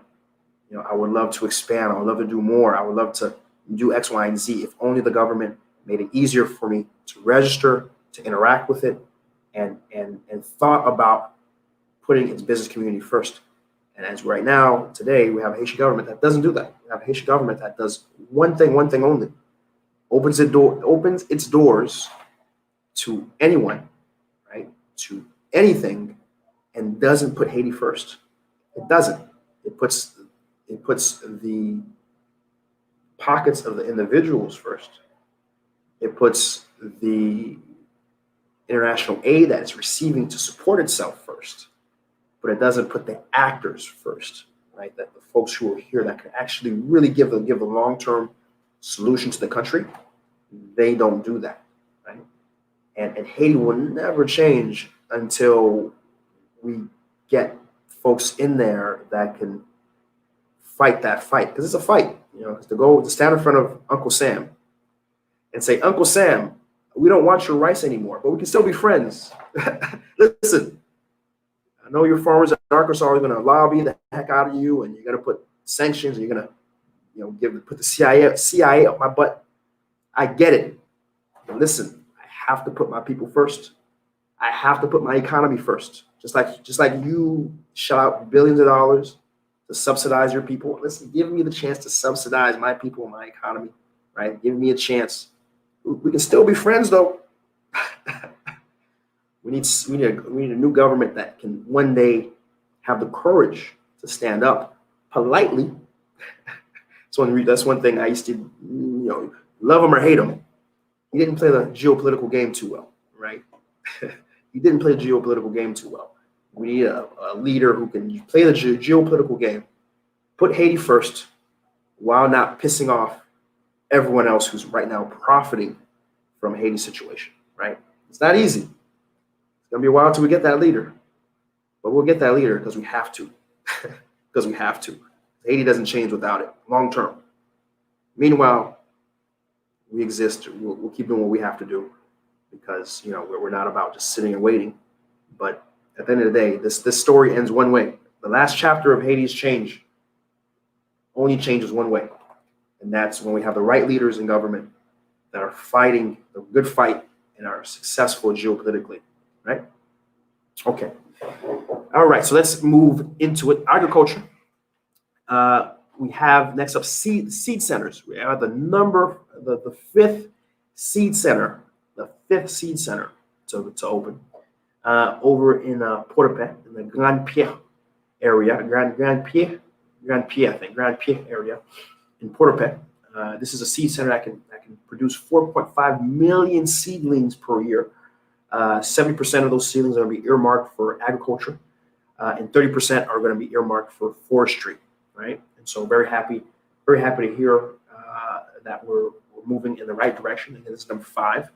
Just FYI, we have other seed centers in Grandance, in Camparet, in Fond-de-Nègre, and Hubert, all across the country. And this is number 5 that just opened. And again, these seeds are going to ultimately go to replant mountain peaks, rehabilitate watersheds, protect springs and groundwater, and make fruit available, right?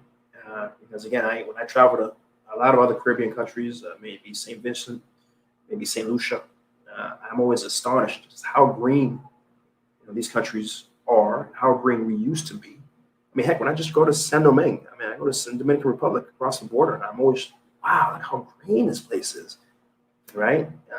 I look forward to the day when Haiti can also be green again, because believe it or not, it can happen. It's not so hard. You just have to plant trees.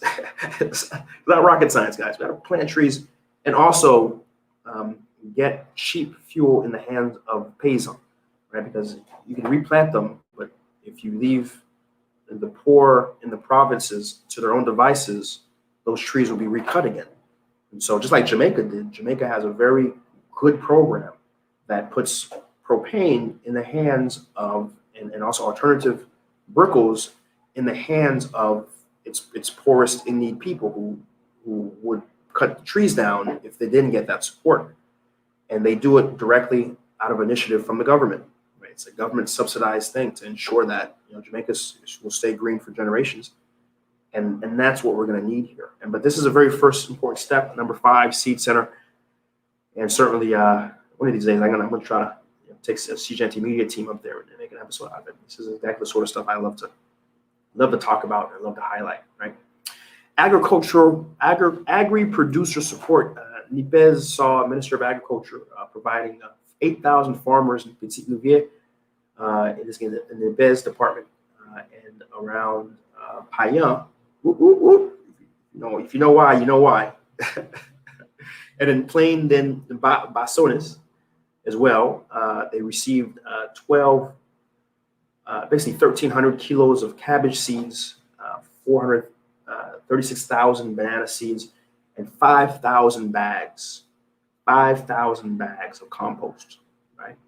So great news.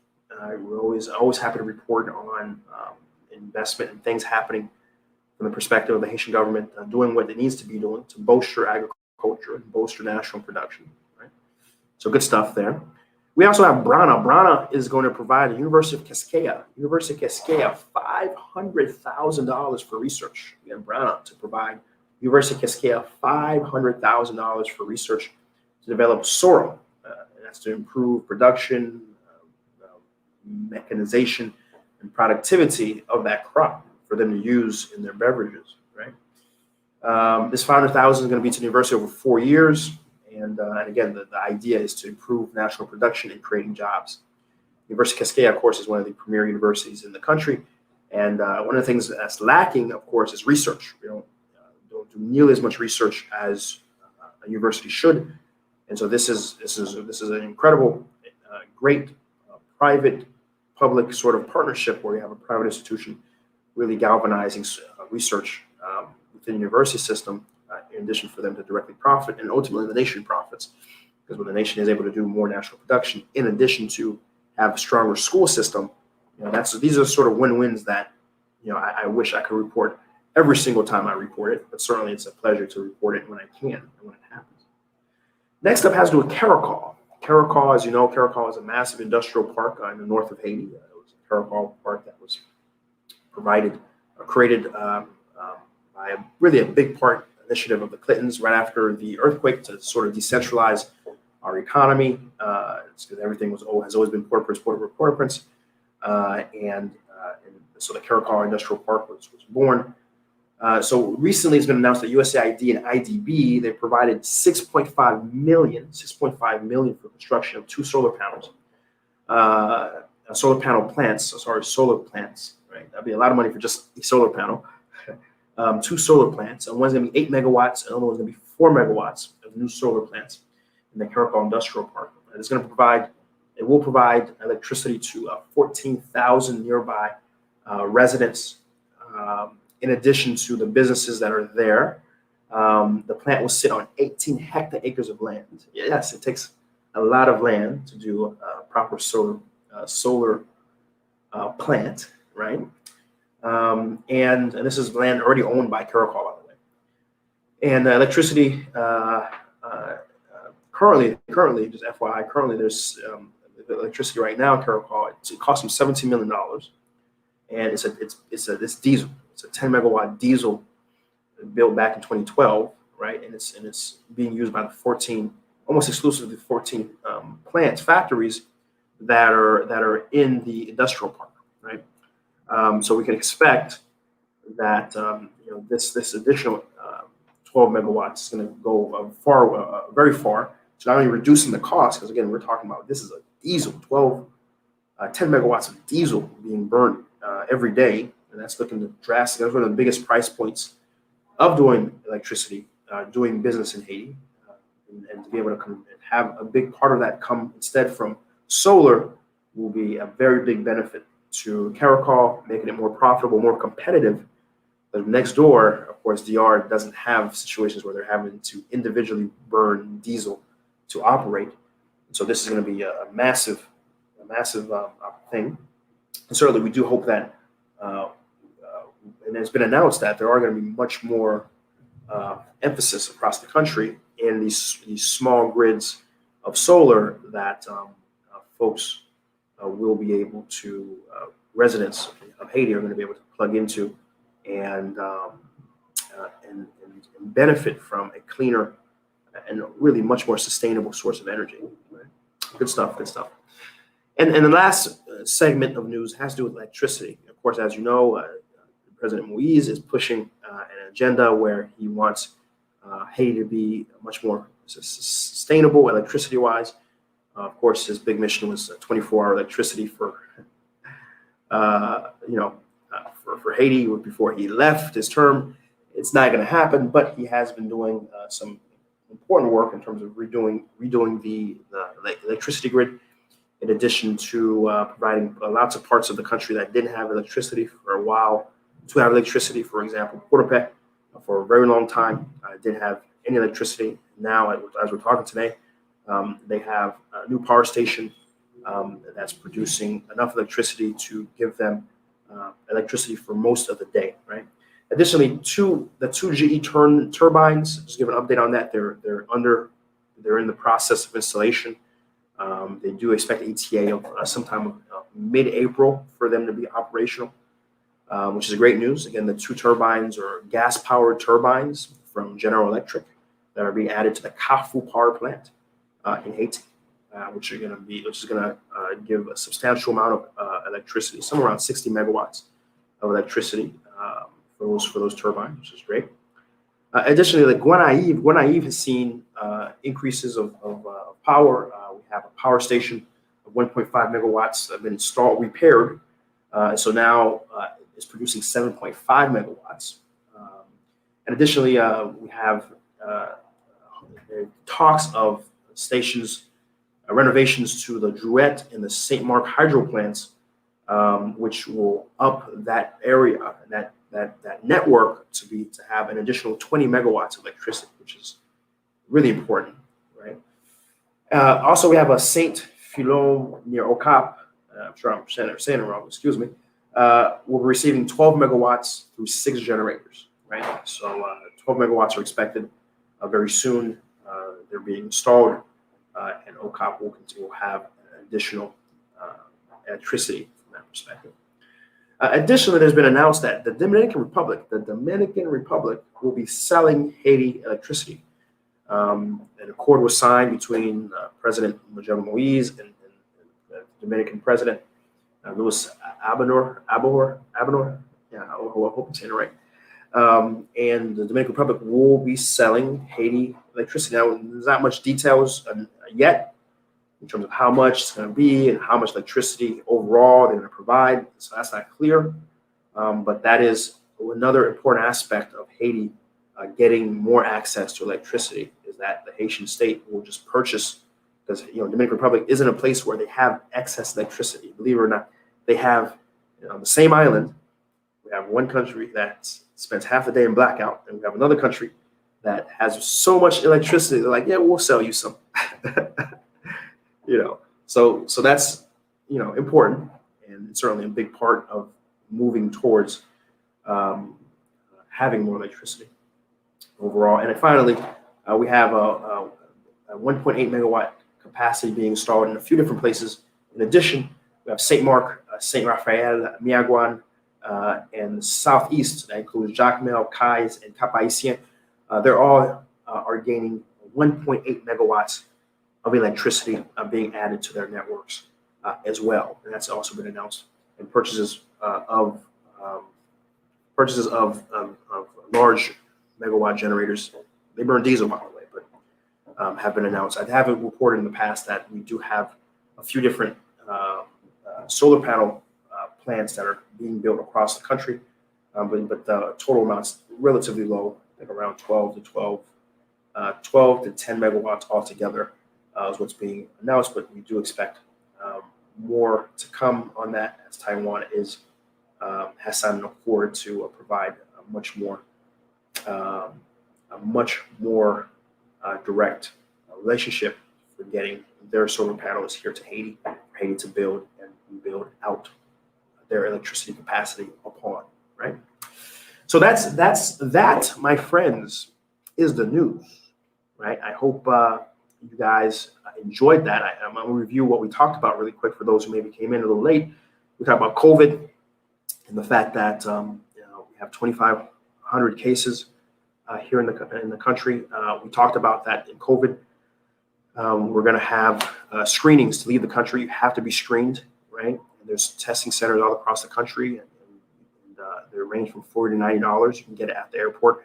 The WHO, the World Health Organization, has announced that they will be providing COVID-19 vaccines to Haiti for free of charge. February 7th, we talked about that. We talked about what it meant. We talked about the two sides of the argument and debate of why Jovenel should go and shouldn't go. At the end of the day, all the debate doesn't matter, because Tonton Sam said, I'm okay with 2022, and that's it. That's it. It be fini. Okay? Nobody get disco. Okay? 2022, we have national referendums that are happening April 25th. We're still waiting on the draft constitution to happen. But when it does, we will try to create a live stream to go over what we saw and what we've seen in there, right?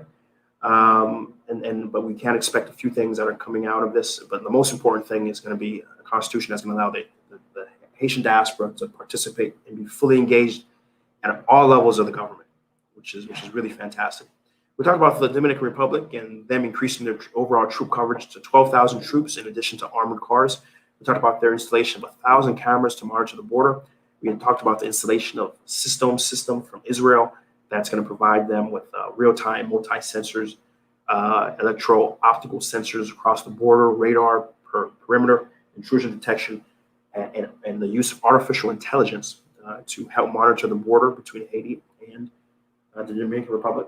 We talked about the national deficit and how Haiti, within just the first quarter, they're at $20 billion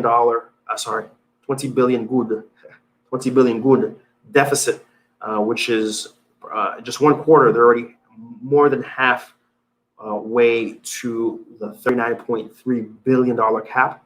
We talked about the good being at 75 HTG to $1, and how without any real structural change to permanently allow the good to have value, i.e. national production and exports, things are not going to end well for the artificial placement of the good. We talked about the annual inflation being down for the first time I've ever reported, but still relatively high at 19.2%. But at the right side of things, we have the national food basket of rice, wheat, flour, corn, beans, sugar, and vegetable oil to be down 8% year over year, which is great. We talked about the carnival in Haiti. We talked about how 1,500 police are in Port-au-Prince right now to supervise the February 14th, February 15th, and February 16th carnival. We talked about flights to Cuba being canceled for reasons of COVID. We talked about the agriculture in Haiti. We talked about the new agro-industrial export-free zone out in Savannah Diane over in Atibonite, owned by the Pat family. We talked about the seed center, number 5, being opened in Gunpierre over in Port-au-Prince. It's going to produce 4.5 million seedlings. 70% are going to be agricultural seedlings, and 30% are going to be forestry seeds. We talked about agro-producer support, where Nepez saw the Minister of Agriculture provide 8,000 farmers in Petit Olivier, Payan, and Plan de Bassonnet, 1,300 kilos of cabbage seeds, 436,000 banana seeds, and 5,000 bags of compost. We talked about Brana providing 500,000 for research to University of Keskeya to help develop sorghum. We talked about Caracol gaining a $6.5 million USAID and IDB loan to create 2 solar plants of 8 megawatts and 4 megawatts of new solar panel solar energy to support not only the plant but 14,000 nearby residents. Right, the plant will sit, of course, on 18 hectare acres of land, and this will be to add to the 10 megawatts of diesel power plant that was set up and established in 2012 for $17 million. And then finally, we talked about electricity. We had 2 GE turbines being installed in Kafou, making progress. And we talked about various cities across Haiti gaining additional capacity in megawatts and electricity from 7.5 to 20 megawatts to 1.5 across places like Miagouan, Jacmel, Kais, Okap, Saint Marc, Saint Raphael, and Trois-Rivières in Port-au-Prince, right? So that is the news. I want to thank you guys so much. Before I start I take 15 minutes to basically just chat with you guys directly, non-news related things. I do want to just hit you guys with a few things before you head out the door, which is, for those who may not stick around for it, which is, again, we have a book out. I do want to remind you, 101 Ways to Make Money in Haiti. I'm dropping the links in YouTube and Instagram for those who are watching the IG. You go over there, you see the links. Do check out that book. It's been well received. We have none but 5-star ratings on Amazon. Those who've read it have enjoyed it. They've appreciated the information that's in there. So do check it out. We have the SeeJeanty Community Action Group. Though I am not sure, I would like to be able to say that we're going to be on air, because I'm trying to see because the biggest time that I take it really prevents me from doing this every week as I want to, is the fact that it takes me multiple hours to prepare the show notes, right? The notes that allow me to dig through what's happening and interpret everything. I may be hiring someone to help me with that aspect starting this Monday, in fact. And if the quality and the notes are good, I may try to do Haiti Biz News Show every other week, in fact. And we're in talks with a potential sponsor, and if we were able to secure that sponsor, then actually we may actually move the show to every Sunday. But the thing is, it just wouldn't be me. It wouldn't be me alone anymore. It would have someone else here, and actually a lot of Sundays potentially that there will be another host that isn't me doing the Haiti Biz News Show, which is fine because this is the Haiti Biz News Show, not the SeeJeanty News Show.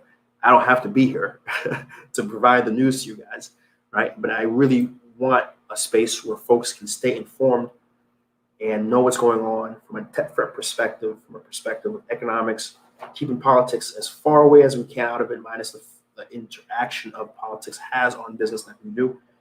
And I really feel this is important that we do this. And so we'll see. So I can't really tell you one thing or another in terms of what we have going on potentially. If we're going to meet again next month or if we're going to meet again in 2 weeks, I can't tell you that. But just know I am thinking about you guys. I am thinking about how we can meet more consistently and make sure we're connected. But even if we do meet all the way next month again, the conversation continues. conversation continues. The conversation continues in the SeeJeanty action group. So I really do encourage you guys to join. Click it, join the group. We're conversating every day. I'm in there from time to time, but really it's a space for you guys to talk and debate respectfully and really improve our capacity to be more informed as a people, because Haiti only changes when we as a people become more informed and more understanding of the reality of Haiti, right? So join the SeeJeanty Community Action Group. I do have available the WhatsApp group, the private WhatsApp group. It's $20 a month. It supports a lot of things we have going on here. I just mentioned that we hired a second videographer. I just mentioned that I'm going to be hiring a show note creator / journalist that's going to help with the Haiti Biz news show going forward. And a lot of what I'm able to do is because of the WhatsApp group. Not only is it a space for you guys to talk and intersect, and not only is it a space that we're having a lawyer, we have a 25+ year lawyer in there that can answer any question that you want, anything that you need to know about Haiti and how you want to engage in it. It also provides Haiti Biz News, a stability, SeeJeanty a stability, because every month it's a subscription. Every month, that $20 goes to help keep our budget and pay the salaries of the team that's behind me. There's a team that allows me to do what I do, and you becoming a member of the private WhatsApp group. Not only does it give you access to me, a lot of folks say, "Hey, I'm DMing you. I'm DMing Chris. You're not answering my DMs, man. Chris, I'm emailing you, man. Talk to me. I want to, I got some stuff going on." Guess what? If you join the SeeJeanty Action Group, you have my attention in permanence, right? Join it. I'm in there. I talk to you. You have my direct WhatsApp while I'm in there. We'll talk. So join the WhatsApp group. Join it. Join it. You're supporting what's going on here at SeeJeanty, and you get access to me and an incredible 25-year lawyer. And we have 20+ people currently in the WhatsApp group.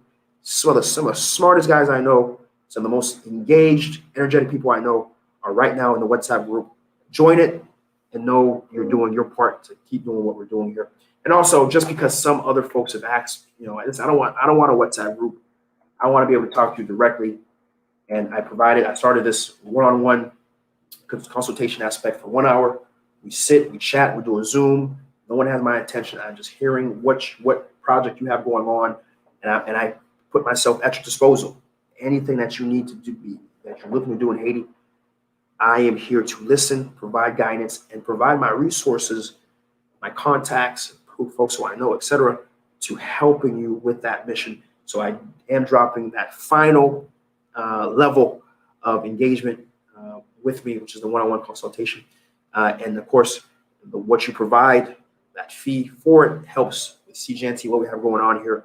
Because at the end of the day, I know a lot of YouTube folks, they're used to, how dare you try to support yourself and what you're trying to do here, and the employees behind you, and all the stuff that I love to receive from you. For how dare you ask for a penny? It's not for me.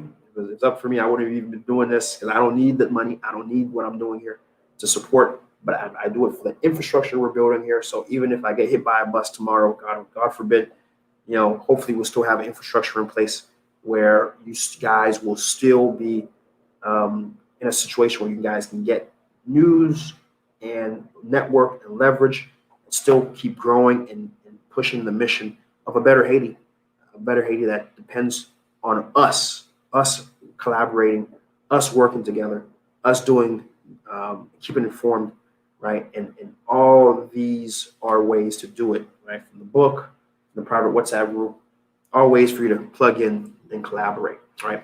So I'm gonna take a quick break. Won't be less than a minute, right?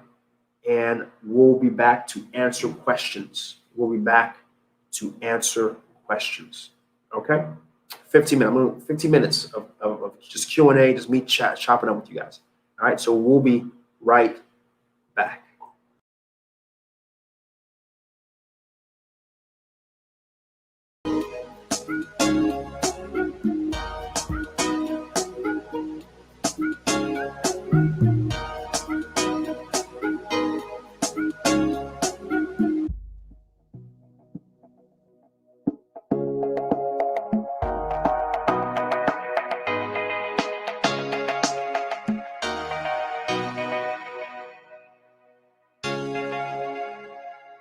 Mr. Tatum on the bit.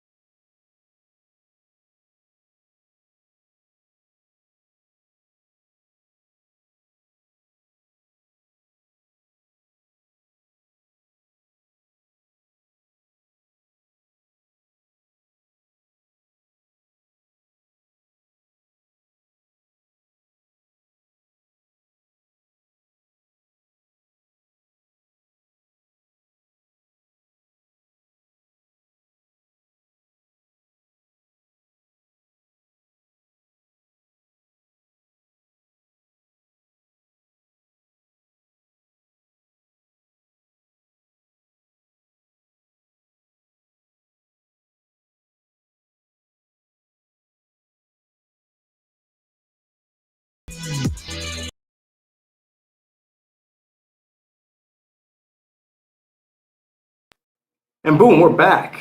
We're back here, right? We're back here. Timer's on. The timer's on right now. It's right now my local time, 1:12 p.m. At 15 minutes to that is basically 27. At 1:27, I will end the live.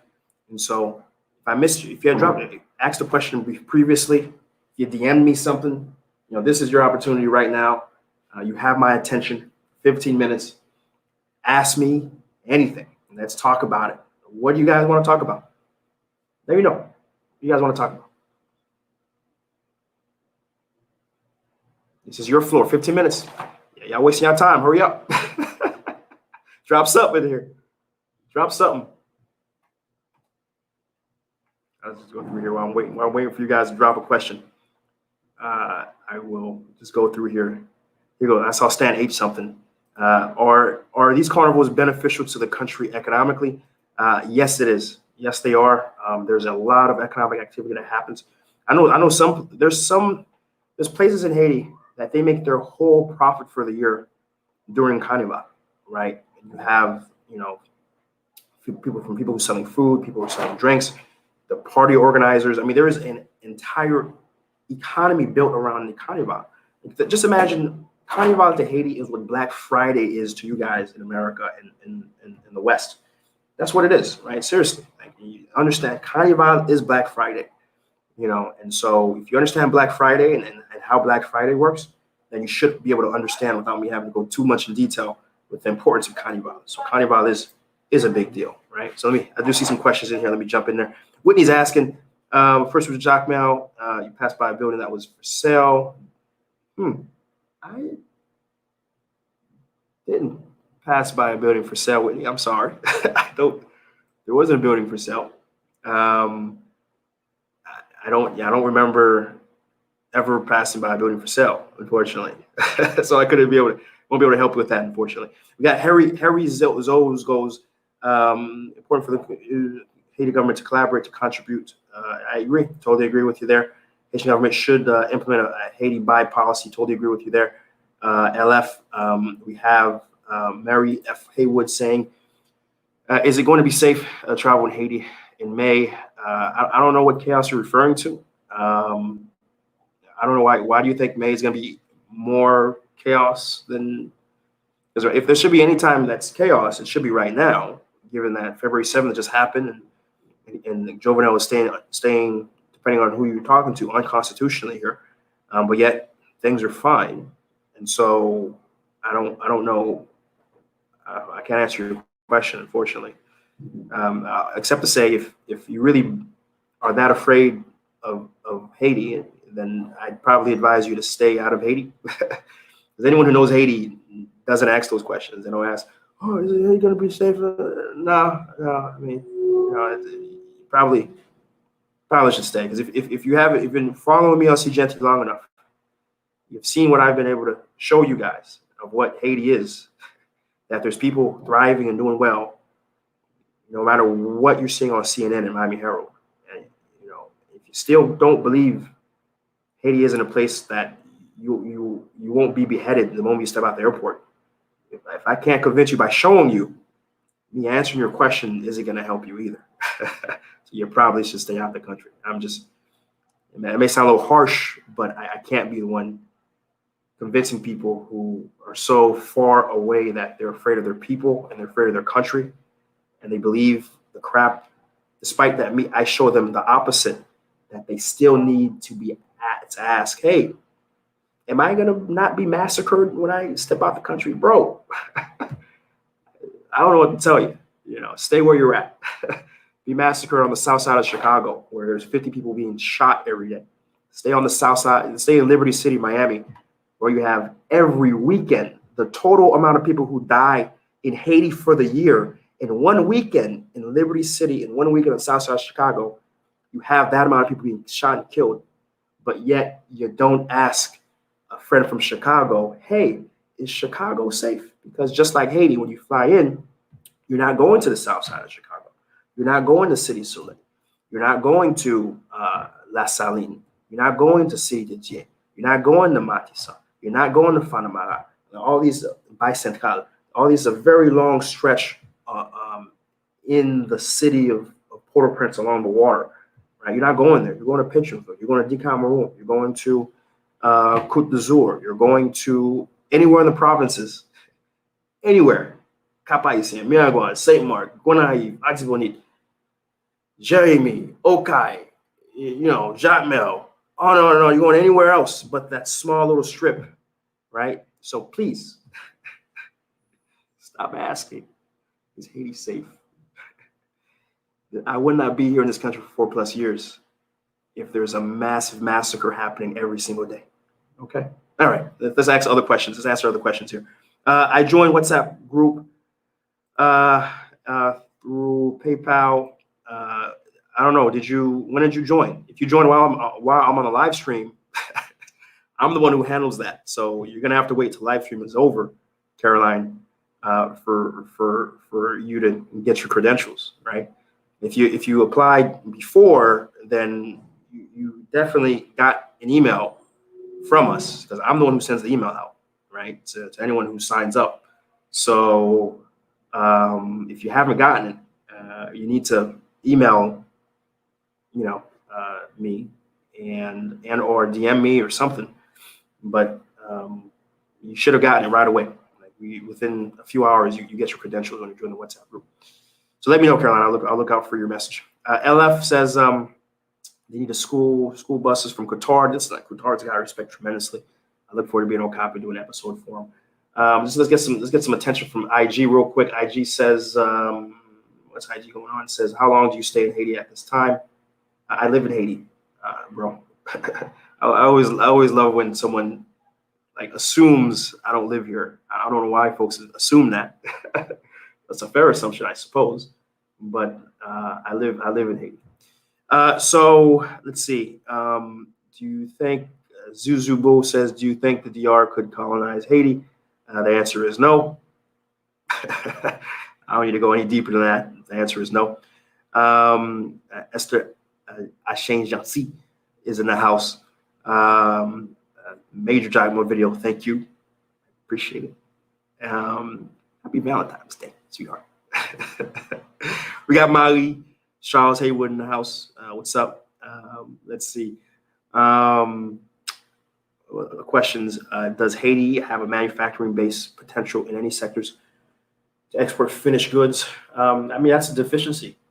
It's a deficiency. That's one of the things that Haiti doesn't do, value added. The little exporting that it does, it just exports raw products out, from mangoes to vetiver to avocados. The only slightly value added export we do here is textiles. When I say textiles, it's like Hanes, Gildan, shirts, pants. And one can argue how value added that is, right? But that's usually when people ask that question, they're thinking like technology and stuff like that, And no, we're not exporting technology or anything like that out to the world.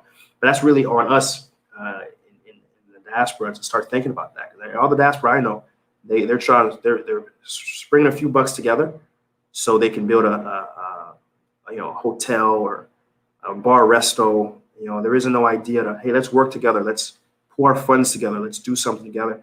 And on that same note, I know I mentioned it maybe 2 lives ago where I said that I'm working on something that is going to be a remedy. I'm not one to criticize on something without offering a solution for that something, and I can tell you, here's what I can tell you about where I'm at right now. I've raised thus far $315,000 for a venture that is going to be export based. I haven't made an announcement or allowed a way for my audience to plug in just yet, because I'll be honest, I'm trying to keep this first version of this.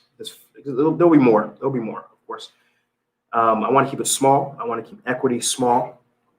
So equity large for the people who are taking part of this right now. And I want to lead by example, meaning I am going to open it up for my audience and those who are interested.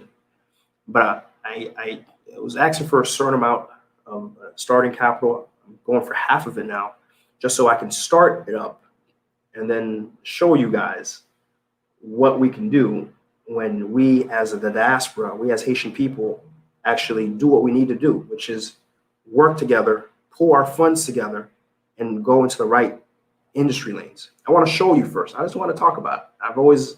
I live by the principles I recite. And so my focus is really, what I'm doing right now.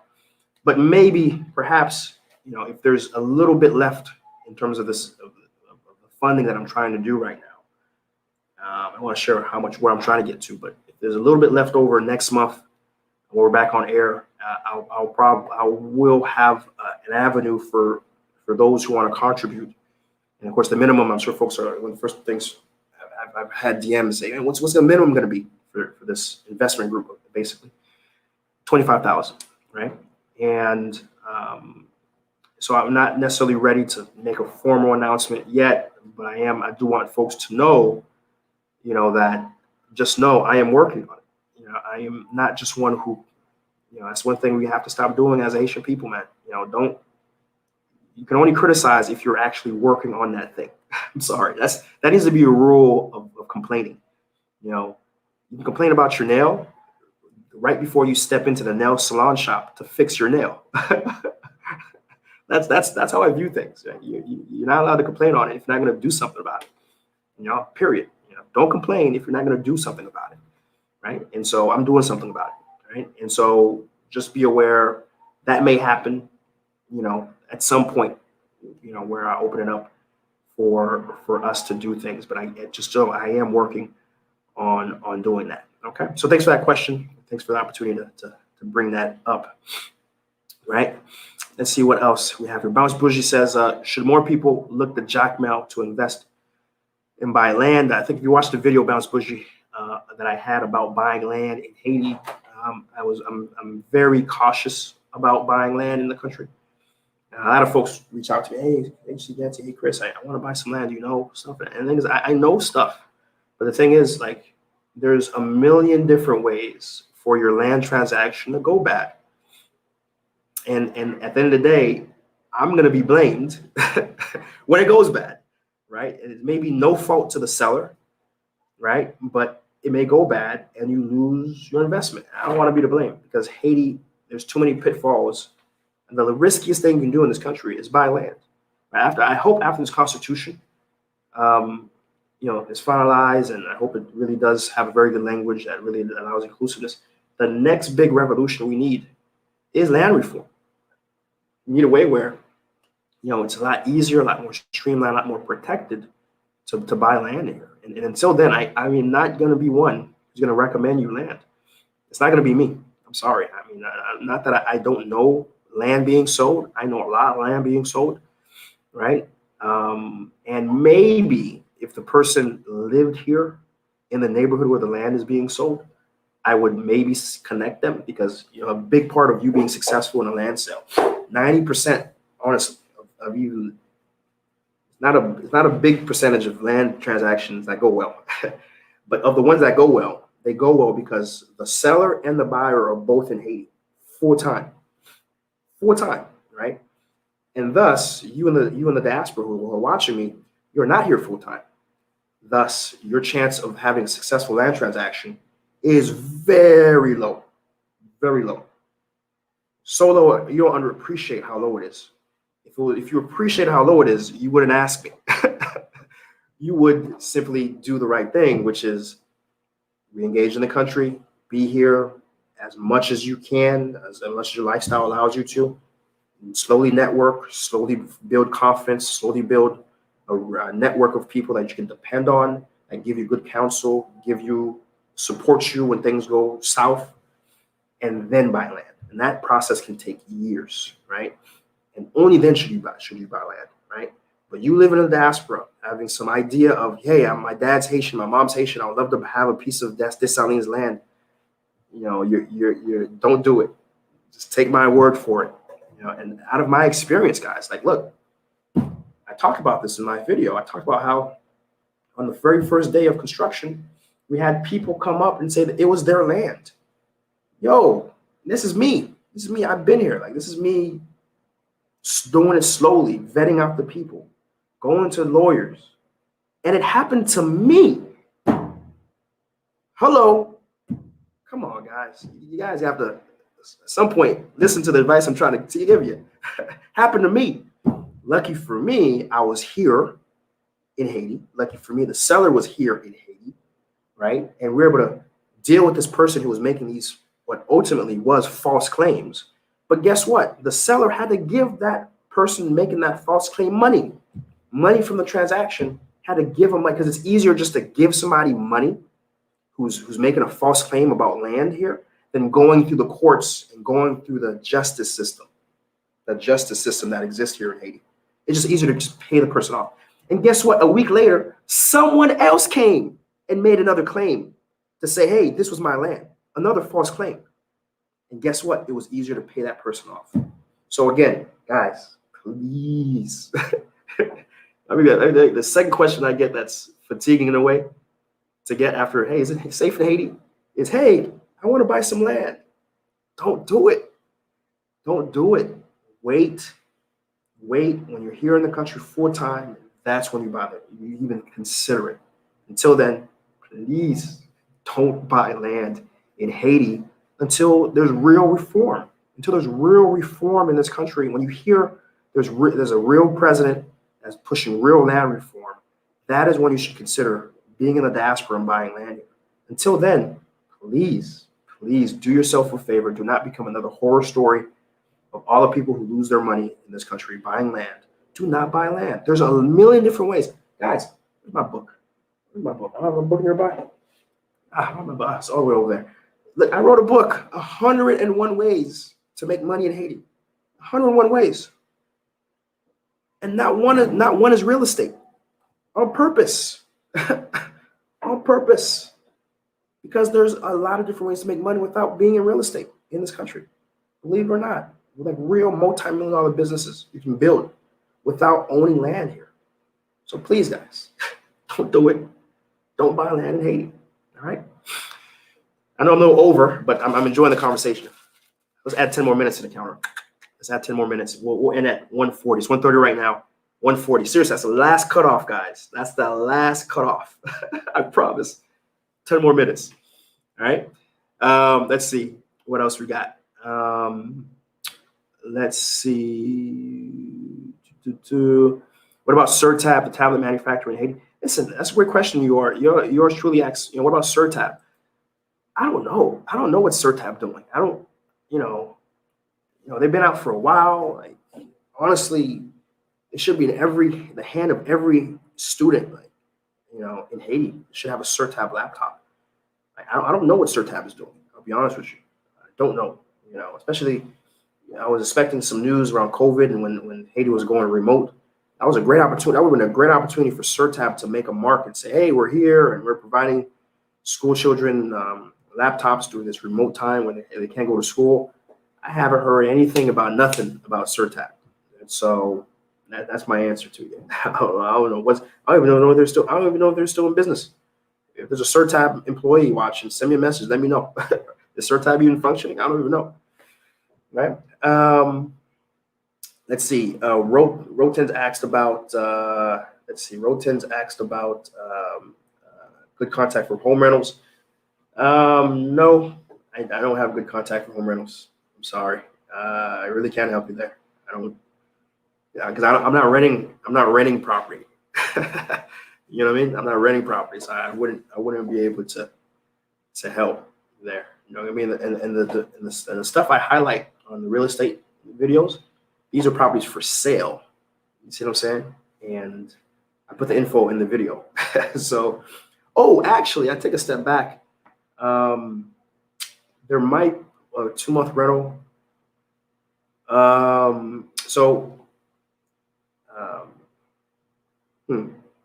There might be. There's a fellow by the name of Tariq Muhammad, and those folks who really follow SeeJeanty. I put his name in there. Google that name. You'll come with Tariq, and actually he has an Airbnb. Actually, he recently told me, started an Airbnb here in Haiti. Yeah, but he's an African American doing businesses in Haiti, by the way, and he has an Airbnb actually in Bois Marquette, actually. So that might be a contact for you, but I don't have the link or anything like that. I just know Tyreek is doing it. Tyreek, if you're in this live, drop your info. If you're in here somewhere, man, drop your info.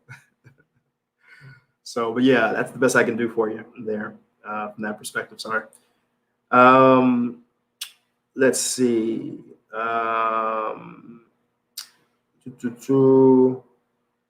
Let's see. I'm looking for questions. I appreciate the comments here, guys. Lots of conversation. So this is the third most fatiguing question I get. Cryptocurrency. Listen, I can make a whole episode about why crypto isn't a thing or going to be a thing in Haiti anytime soon. You know, in a country where, you know, we don't have full-time electricity, a country where, you know, we don't have most homes, you know, paid for just the internet they're going to use for the day. Like they pay just enough. Okay, let me access WhatsApp and send some information.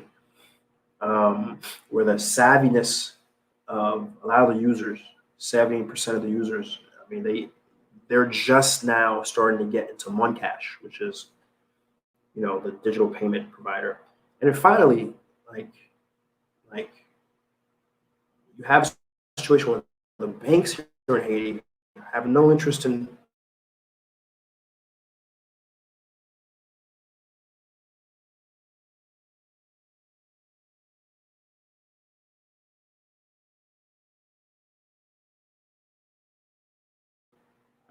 I don't, you know, I don't see, like, do you guys not know what, you know, that, I mean, to me, usually someone bringing up cryptocurrency and digital assets for Haiti, for Haitians, like Haitians abroad, like the broad Haitian, like I can, because I have bank accounts in America, and that could allow me to do digital currency. But in the way that these folks usually bring it up, oh, cryptocurrency, yeah, like you don't understand, like, you know, that usually the biggest sign to me that a person doesn't understand Haiti is by bringing that up.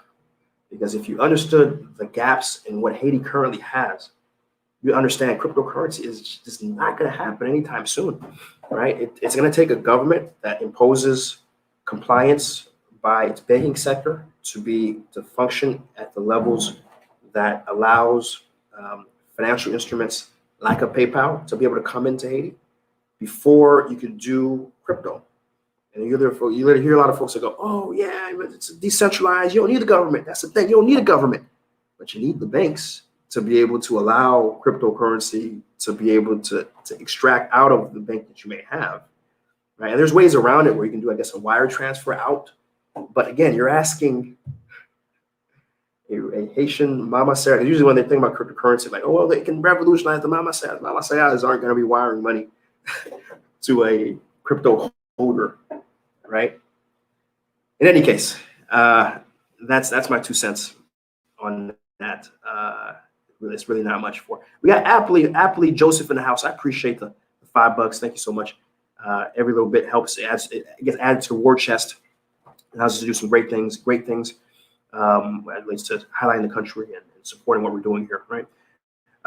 Aptly asks, how do you feel about Haitians who go to worse places like Africa to invest rather than Haiti? It's a shame. It's a shame because, you know, I show countless people who are doing well in Haiti.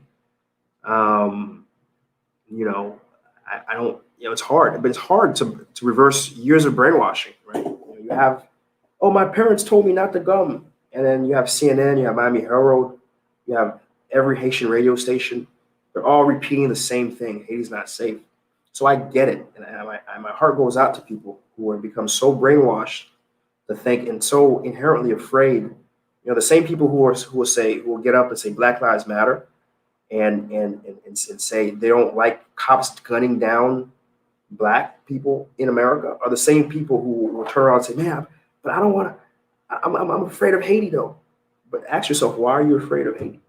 And is it not the same prejudice that African Americans have in America? You've been trained to be fearful of your dark-skinned brothers and sisters in Haiti. And that's honestly, that's what it boils down to.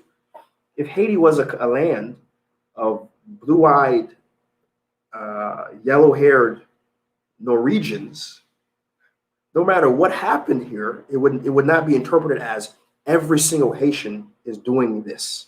It would be interpreted as, oh, there's a specific place in the country going poorly.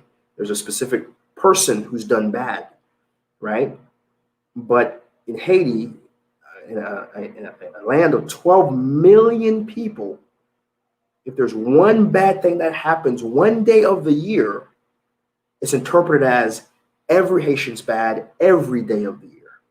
And that goes back to a colonial system that has taught us to be afraid of anything that isn't a certain skin complexion. And that's just a sad fact. And honestly, when I hear questions of that, I always shake my head and I feel very sad for that person who's that far gone to not see the situation that they're in, right? But in any case, that's one of the reasons why SeeJeanty exists, why we do the programming we do, to show you that there is incredible people here, incredible places here.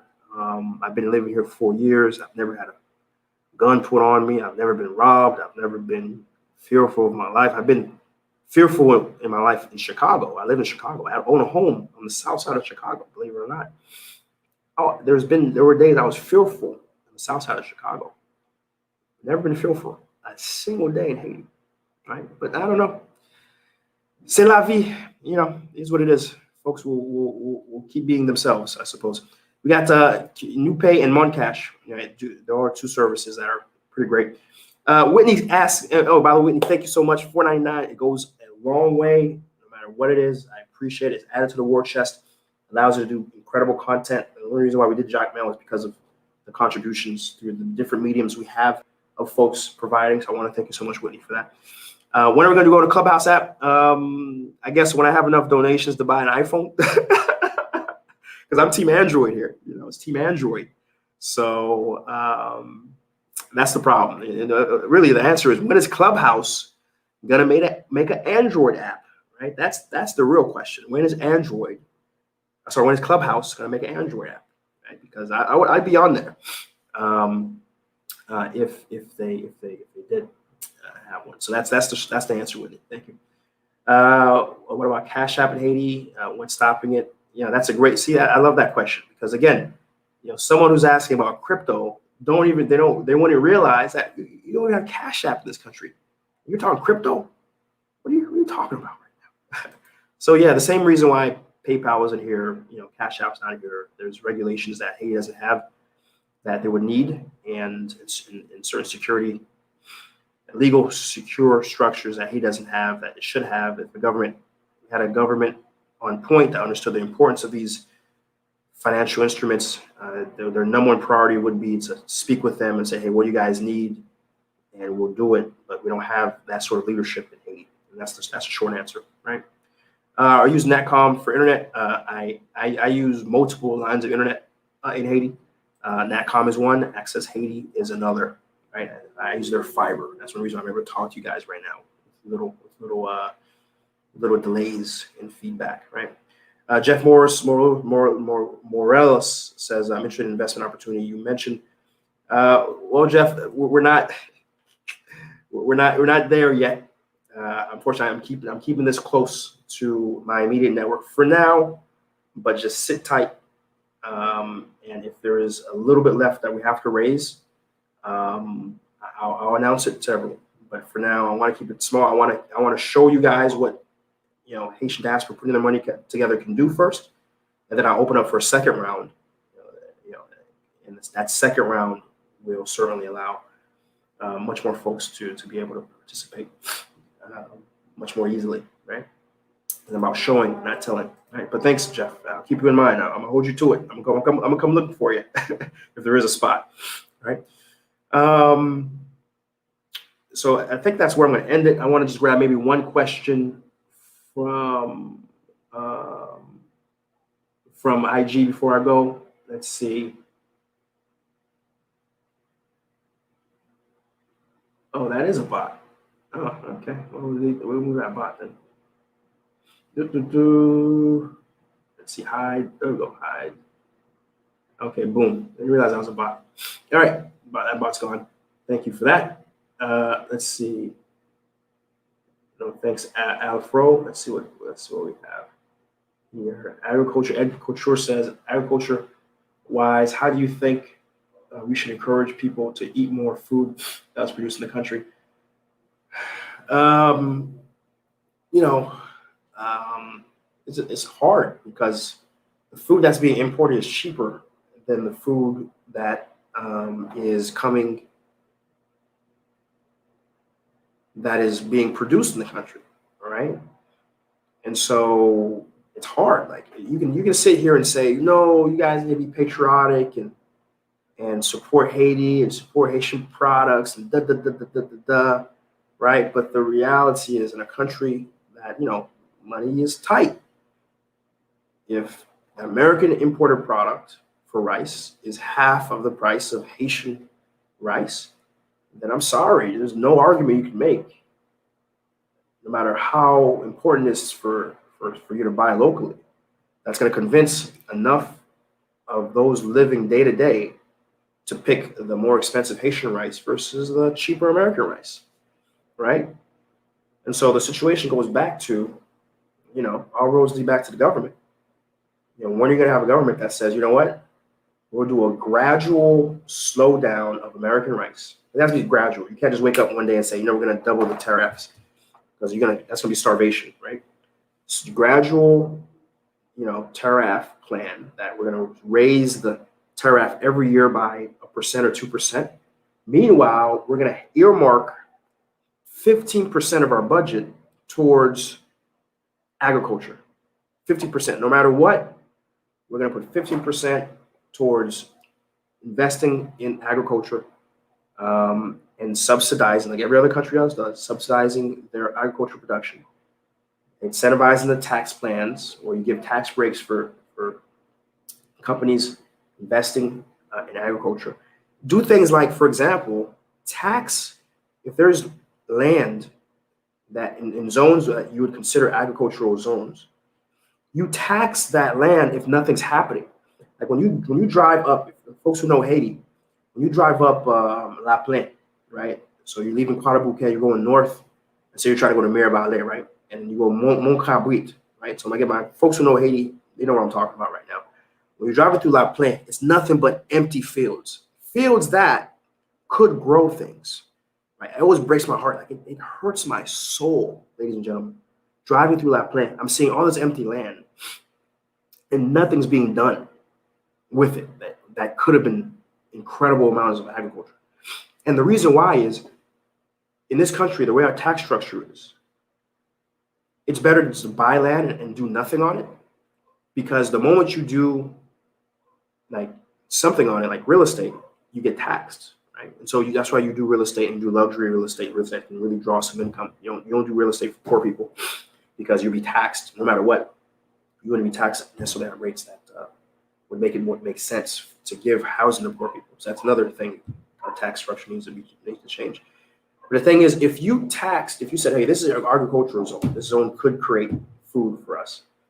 And, we're going to, if you do nothing here, we're going to tax you per cao, okay, or even let's go even lower, per centime. We're going to charge you some money for not doing anything. I promise you, two things are going to happen. People who own that land are going to start doing stuff on it, or two, they'll sell it to people who want to do some stuff on it, right? But right now, you have very large landholders who will do nothing on their land because it doesn't cost them anything. But if it cost them something, they would, right? And so it's stuff like that, and that Haiti needs. Haiti needs the right leadership to be able to take on those issues from a government level that we don't have, right?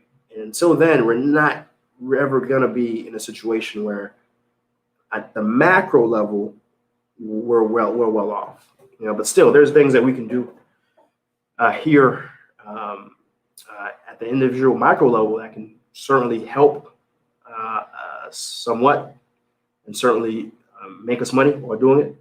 For example, producing for the local market. I know a lot of Haitians who own a lot of land, or their family owns a lot of land.